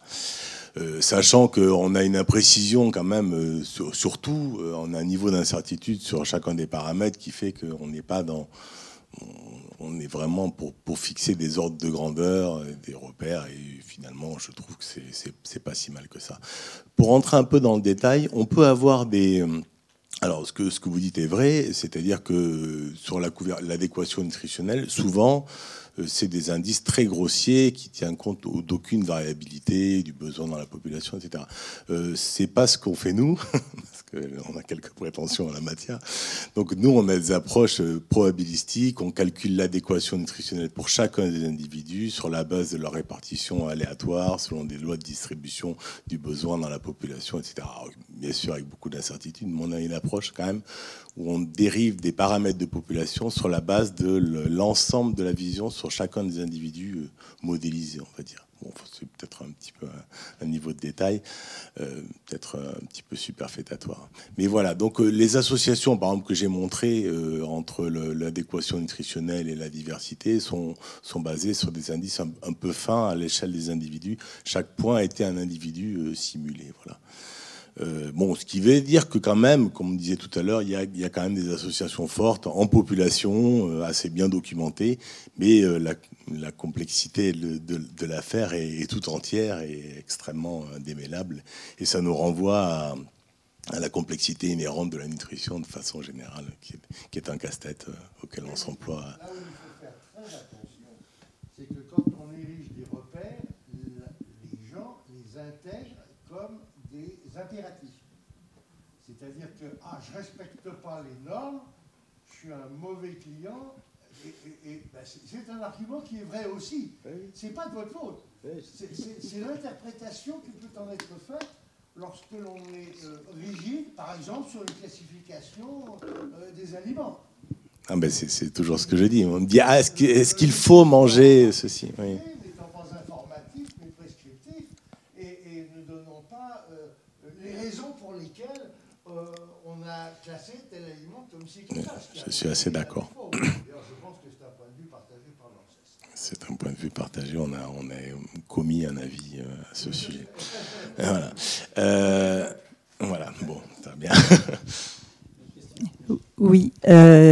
Donc on voit bien effectivement que la diversité doit être associée à d'autres éléments. Quelque chose dont on n'a pas beaucoup parlé, c'est des portions consommées. Parce que si ça a été abordé quand même par Aurel, qui disait que plus les portions étaient fortes, plus la diversité diminuait. Mais d'un autre côté, il ne faut pas confondre non plus portions et quantité consommée, parce que d'un autre côté, les quantités consommées, plus elles augmentent, plus la diversité augmente. Non, augmente, puisqu'on mange de plus de choses. Mais justement, est-ce qu'il ne faudrait pas trouver un moyen d'associer cette notion de portion, c'est-à-dire de chaque aliment consommé qui devrait être consommé en quantité raisonnable. On revient sur un mot un peu bâtard, à bateau plutôt que bâtard, quantité raisonnable, parce que sinon ça marche pas. C'est-à-dire qu'effectivement, plus on mange, plus on a de chances de manger des choses différentes et plus la diversité augmente. Mais plus on mange des petites portions de chaque aliment, plus on a de chances de diversifier et plus on a de chances d'avoir l'adéquation nutritionnelle, etc.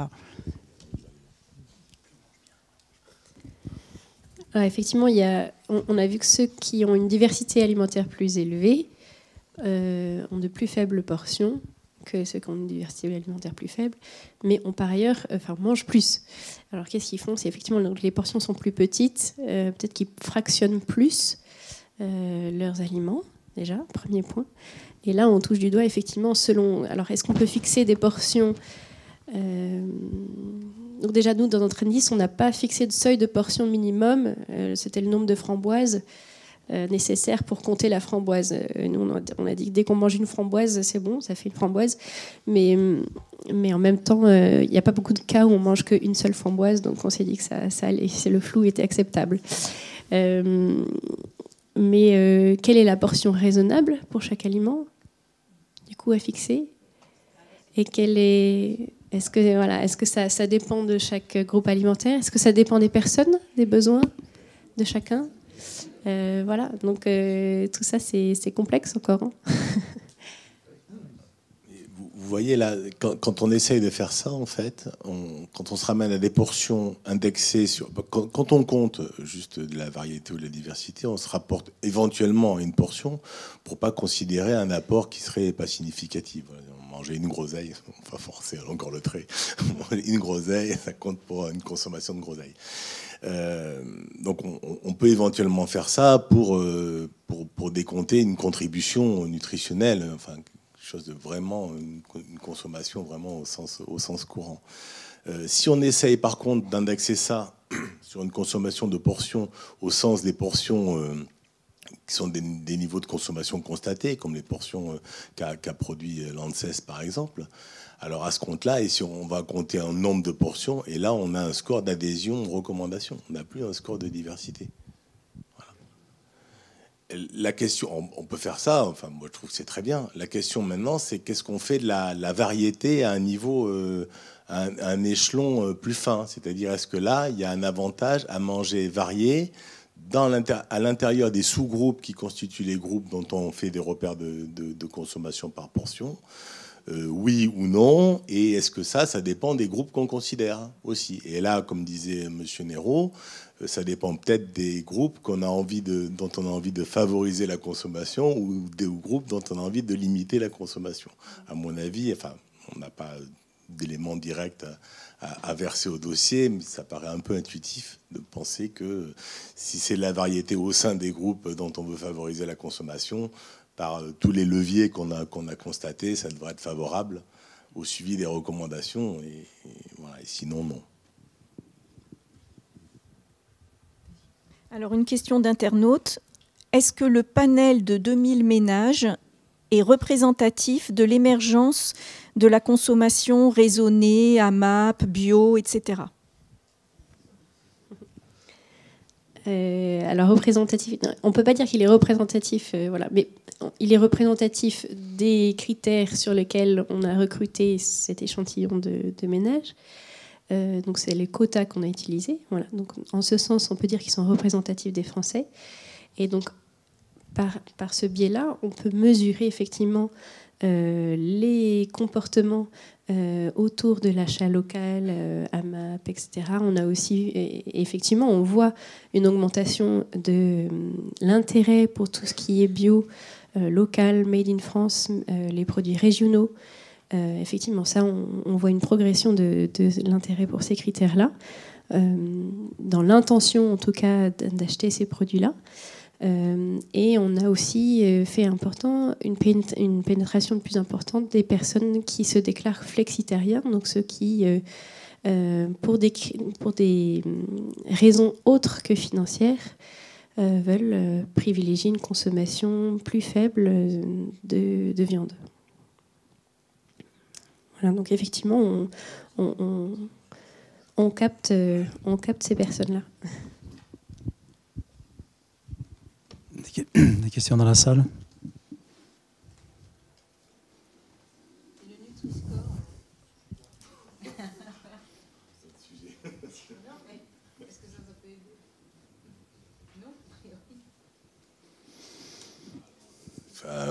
Pour moi, c'est un peu orthogonal. Ça vient pas des mêmes bases. C'est pas fait pour faire les mêmes choses.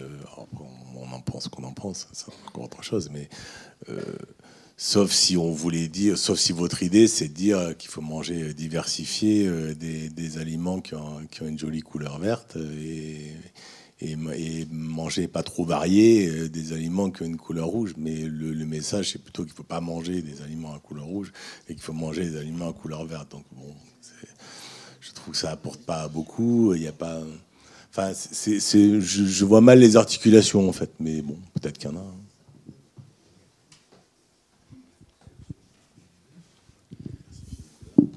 Oui, une question sur les états généraux de l'alimentation viennent de se terminer. Il y a eu toute une période de concertation l'année dernière. Est-ce que vous y avez participé? Première question. Et deuxièmement, est-ce que le résultat de vos études est de nature à orienter la mise en œuvre de ces plans, et notamment, on revient au PNNS, mais aussi au PNA, et puis même un troisième plan qui, d'après ce que j'ai pu lire, doit être fusionné, d'ailleurs plus ou moins, rapproché, bon, sous l'égide du CNA, nouvelle formule. Là aussi, on ne sait pas trop exactement comment ça va tourner. Mais ma question, est-ce que de tout ça, et notamment l'évolution sur les années, que vous avez très bien démontré, devrait être de nature quand même à faire réfléchir les décideurs sur la pertinence des politiques menées dans le passé, et notamment sur les différents PNNS successifs.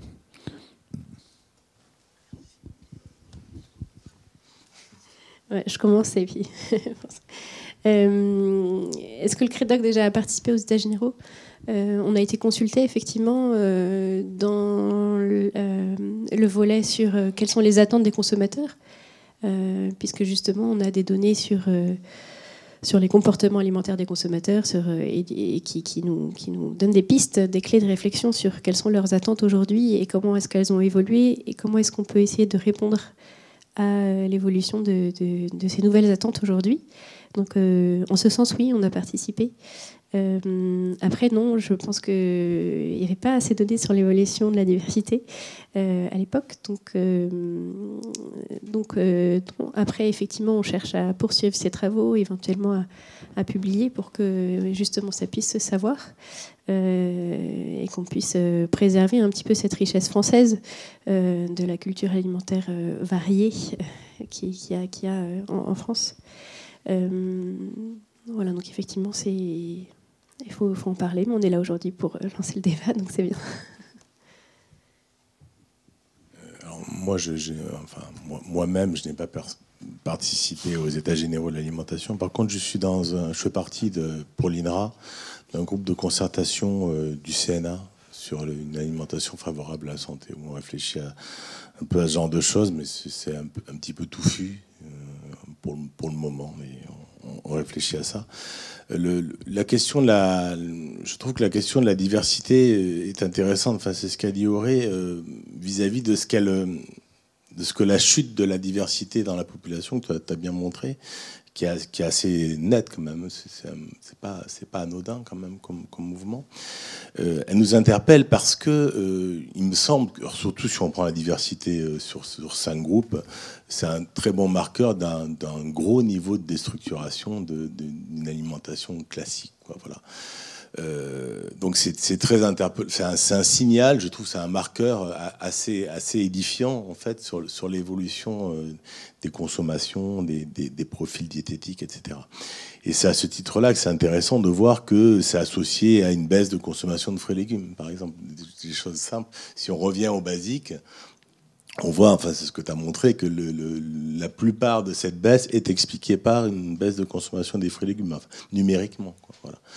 Donc la question, c'est de dire, est-ce qu'on dit que la solution à ça, c'est manger davantage varié et diversifié, ou est-ce qu'on dit la réponse à ça, c'est manger plus de fruits et légumes, nom de Dieu, si vous me permettez de passer l'expression. Voilà. Voilà. Ben oui, mais je sais bien, mais voilà. Comme celle qui est sortie au moment du salon sur les teneurs en pesticides, etc.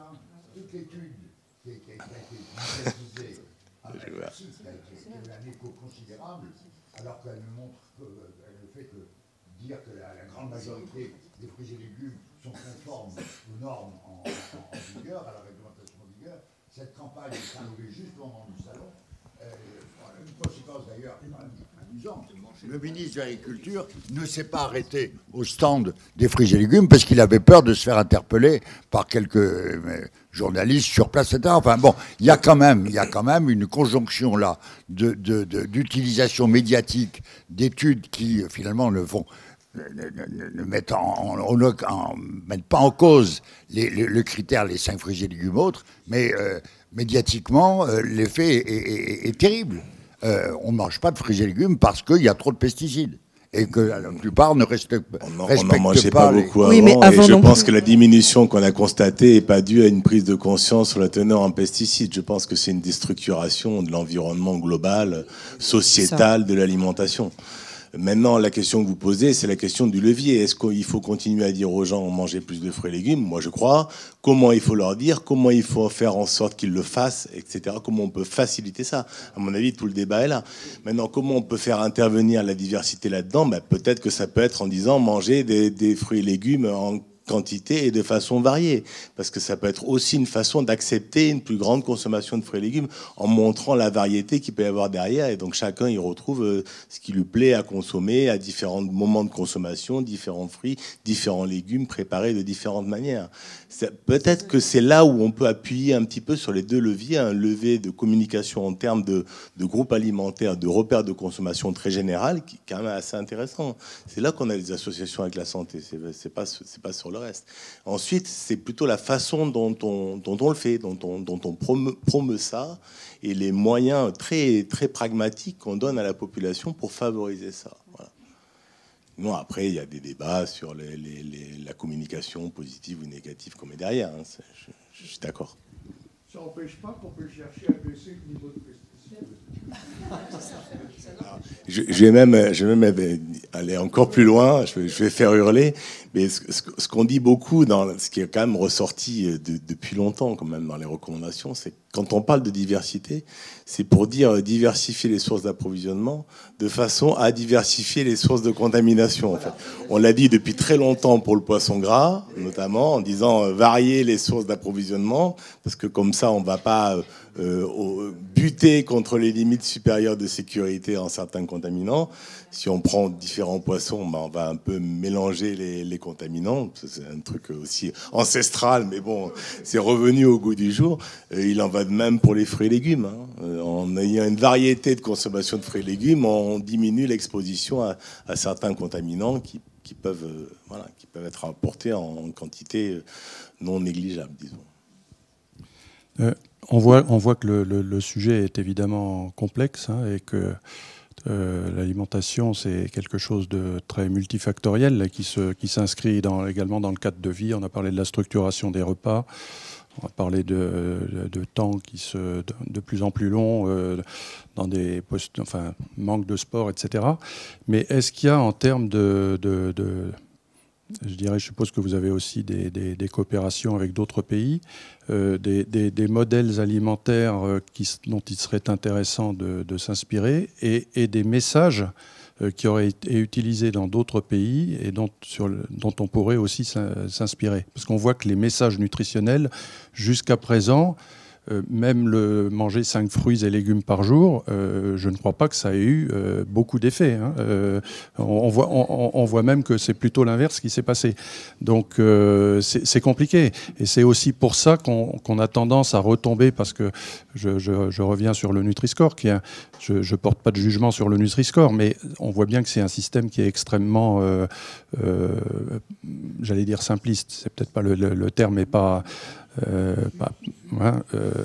réduire l'alimentation ou la qualité d'un ingrédient ou à un code couleur, ça ne correspond pas du tout à la complexité de l'alimentation et à l'éducation alimentaire qu'on doit faire du consommateur, probablement d'ailleurs dès son plus jeune âge, ou en tout cas prendre l'éducation alimentaire à un stade assez jeune. Mais donc, ma question, c'est sur les succès ou les échecs dans d'autres pays. Est-ce qu'il y a des choses dont on pourrait s'inspirer ? Alors, je ne sais pas si on peut dire rigoureusement qu'on n'a pas arrêté de dire qu'il faut manger des fruits et légumes, et ça n'a eu aucun effet, parce qu'on ne sait pas ce qui serait passé si on n'avait rien dit. Il faut se méfier quand même de ce genre de choses, même par principe voilà, d'hygiène, on va dire. Alors, les autres pays font pas mieux. Faut pas s'autoflageller. En France, on a fait un certain nombre de choses. Alors, on aurait pu faire mieux, sûrement, etc. Dans les recommandations, aux États-Unis, c'est un très bon exemple. Ils ont fait des recommandations bien avant nous, des recommandations pas du tout abracadabrantesques, des choses assez simples, et ça n'a pas du tout été suivi. Et voilà, on pourrait rentrer dans le détail, je pourrais en parler pendant longtemps, ça n'a pas du tout été suivi. Les recommandations au niveau international, il y a une convergence, on sait ce qu'il faut manger, ça on le sait. On dit toujours les nutritionnistes ne sont pas d'accord, etc. Si, franchement, que vous prenez des agences internationales de haut niveau, ils sont tous d'accord, on dit tous la même chose. Voilà. Maintenant, est-ce que ça marche, est-ce que ça marche pas ? À mon avis, c'est pas que ça ne marche pas, c'est ce qu'on disait tout à l'heure, c'est pas que ça ne marche pas parce que on dit pas ce qu'il faut faire, c'est parce que ça ne marche pas parce qu'on ne donne pas aux gens les moyens de faire ce qu'on leur dit de faire. Voilà. Et ça, derrière, c'est toute l'action publique, c'est toute l'action privée aussi. C'est les différents acteurs qui tirent sur différents paramètres de l'alimentation et pas dans le bon sens, pas dans le sens de la nutrition de santé publique jusqu'à présent. Voilà, mais ça peut changer. Et un internaute demande s'il y a une corrélation entre ce flexitarisme et la diversité alimentaire. On n'a pas regardé, tant qu'on ne sait pas. Merci. On va être coupé, donc si vous le voulez bien, 2-3 mots de synthèse rapide. On a une bonne raison de continuer, c'est le fait que la diversité alimentaire diminue. À lui seul, ce critère nous oblige. À lui seul, il nous oblige à cheminer vers ce que l'on souhaite faire. Et on en a parlé un peu, c'est-à-dire donner au consommateur des clés, peut-être un instrument ludique qui lui permettrait d'auto-évaluer sa diversité alimentaire. Ça doit être ça, le but du fonds. Donc, dans l'instant, et après ça, je vais donner mandat à notre groupe étude des comportements alimentaires pour qu'il étudie la faisabilité d'un index de diversité qui serait construit pour être utilisable par les consommateurs français, qu'ils soient ultramarins ou métropolitains. Et donc, je pense qu'on peut très vite aller dans deux directions. Premièrement, travailler sur la nomenclature. Vous avez un vrai problème de nomenclature. On a regardé aujourd'hui un axe précis, qui est celui de, finalement, l'étude des consommations alimentaires via des critères de diversité fabriqués pour l'occasion, au cas d'espèce. Donc vous avez regardé ça avec des critères qui valent ce qu'ils valent, mais qui ont le mérite d'exister. Il est possible d'en imaginer d'autres qui auraient pour finalité d'être construits pour les consommateurs. Donc non pas pour la recherche, mais pour le transfert de la recherche. Donc autrement dit, pour leur utilisation. Donc il y a sans doute quelque chose à faire et qui me paraît possible. Je rêve d'un monde merveilleux où l'algorithme me dise quelle est ma diversité alimentaire. Et dans des instants précis, par exemple, quand je passe, demain on passera sous un portique qui lira tous les codes barres en même temps, j'aimerais bien qu'il me délivre l'index de diversité alimentaire de mon caddie. On aurait fait un progrès considérable. Et donc l'idée est là. Et on ne peut pas dire aujourd'hui qu'il faut arrêter parce que ce serait inversement corrélé à l'IMC. Franchement, cette nouvelle ne me fait pas plaisir, je vais être très franc avec vous. Mais il va falloir qu'on fasse avec. Et il va falloir qu'on aille au-delà de cette mauvaise nouvelle momentanée. Elle n'est pas terrible, mais c'est peut-être après tout vos index de diversité qui ne sont pas merveilleux, on va dire ça comme ça. L'instrument de mesure n'est peut-être pas totalement optimal. Allez, je lance ce pari, cette bouteille à la mer, et je chargerai dès demain le groupe étude des comportements d'un petit travail auquel il ne s'attend pas. Merci. Voilà. Merci.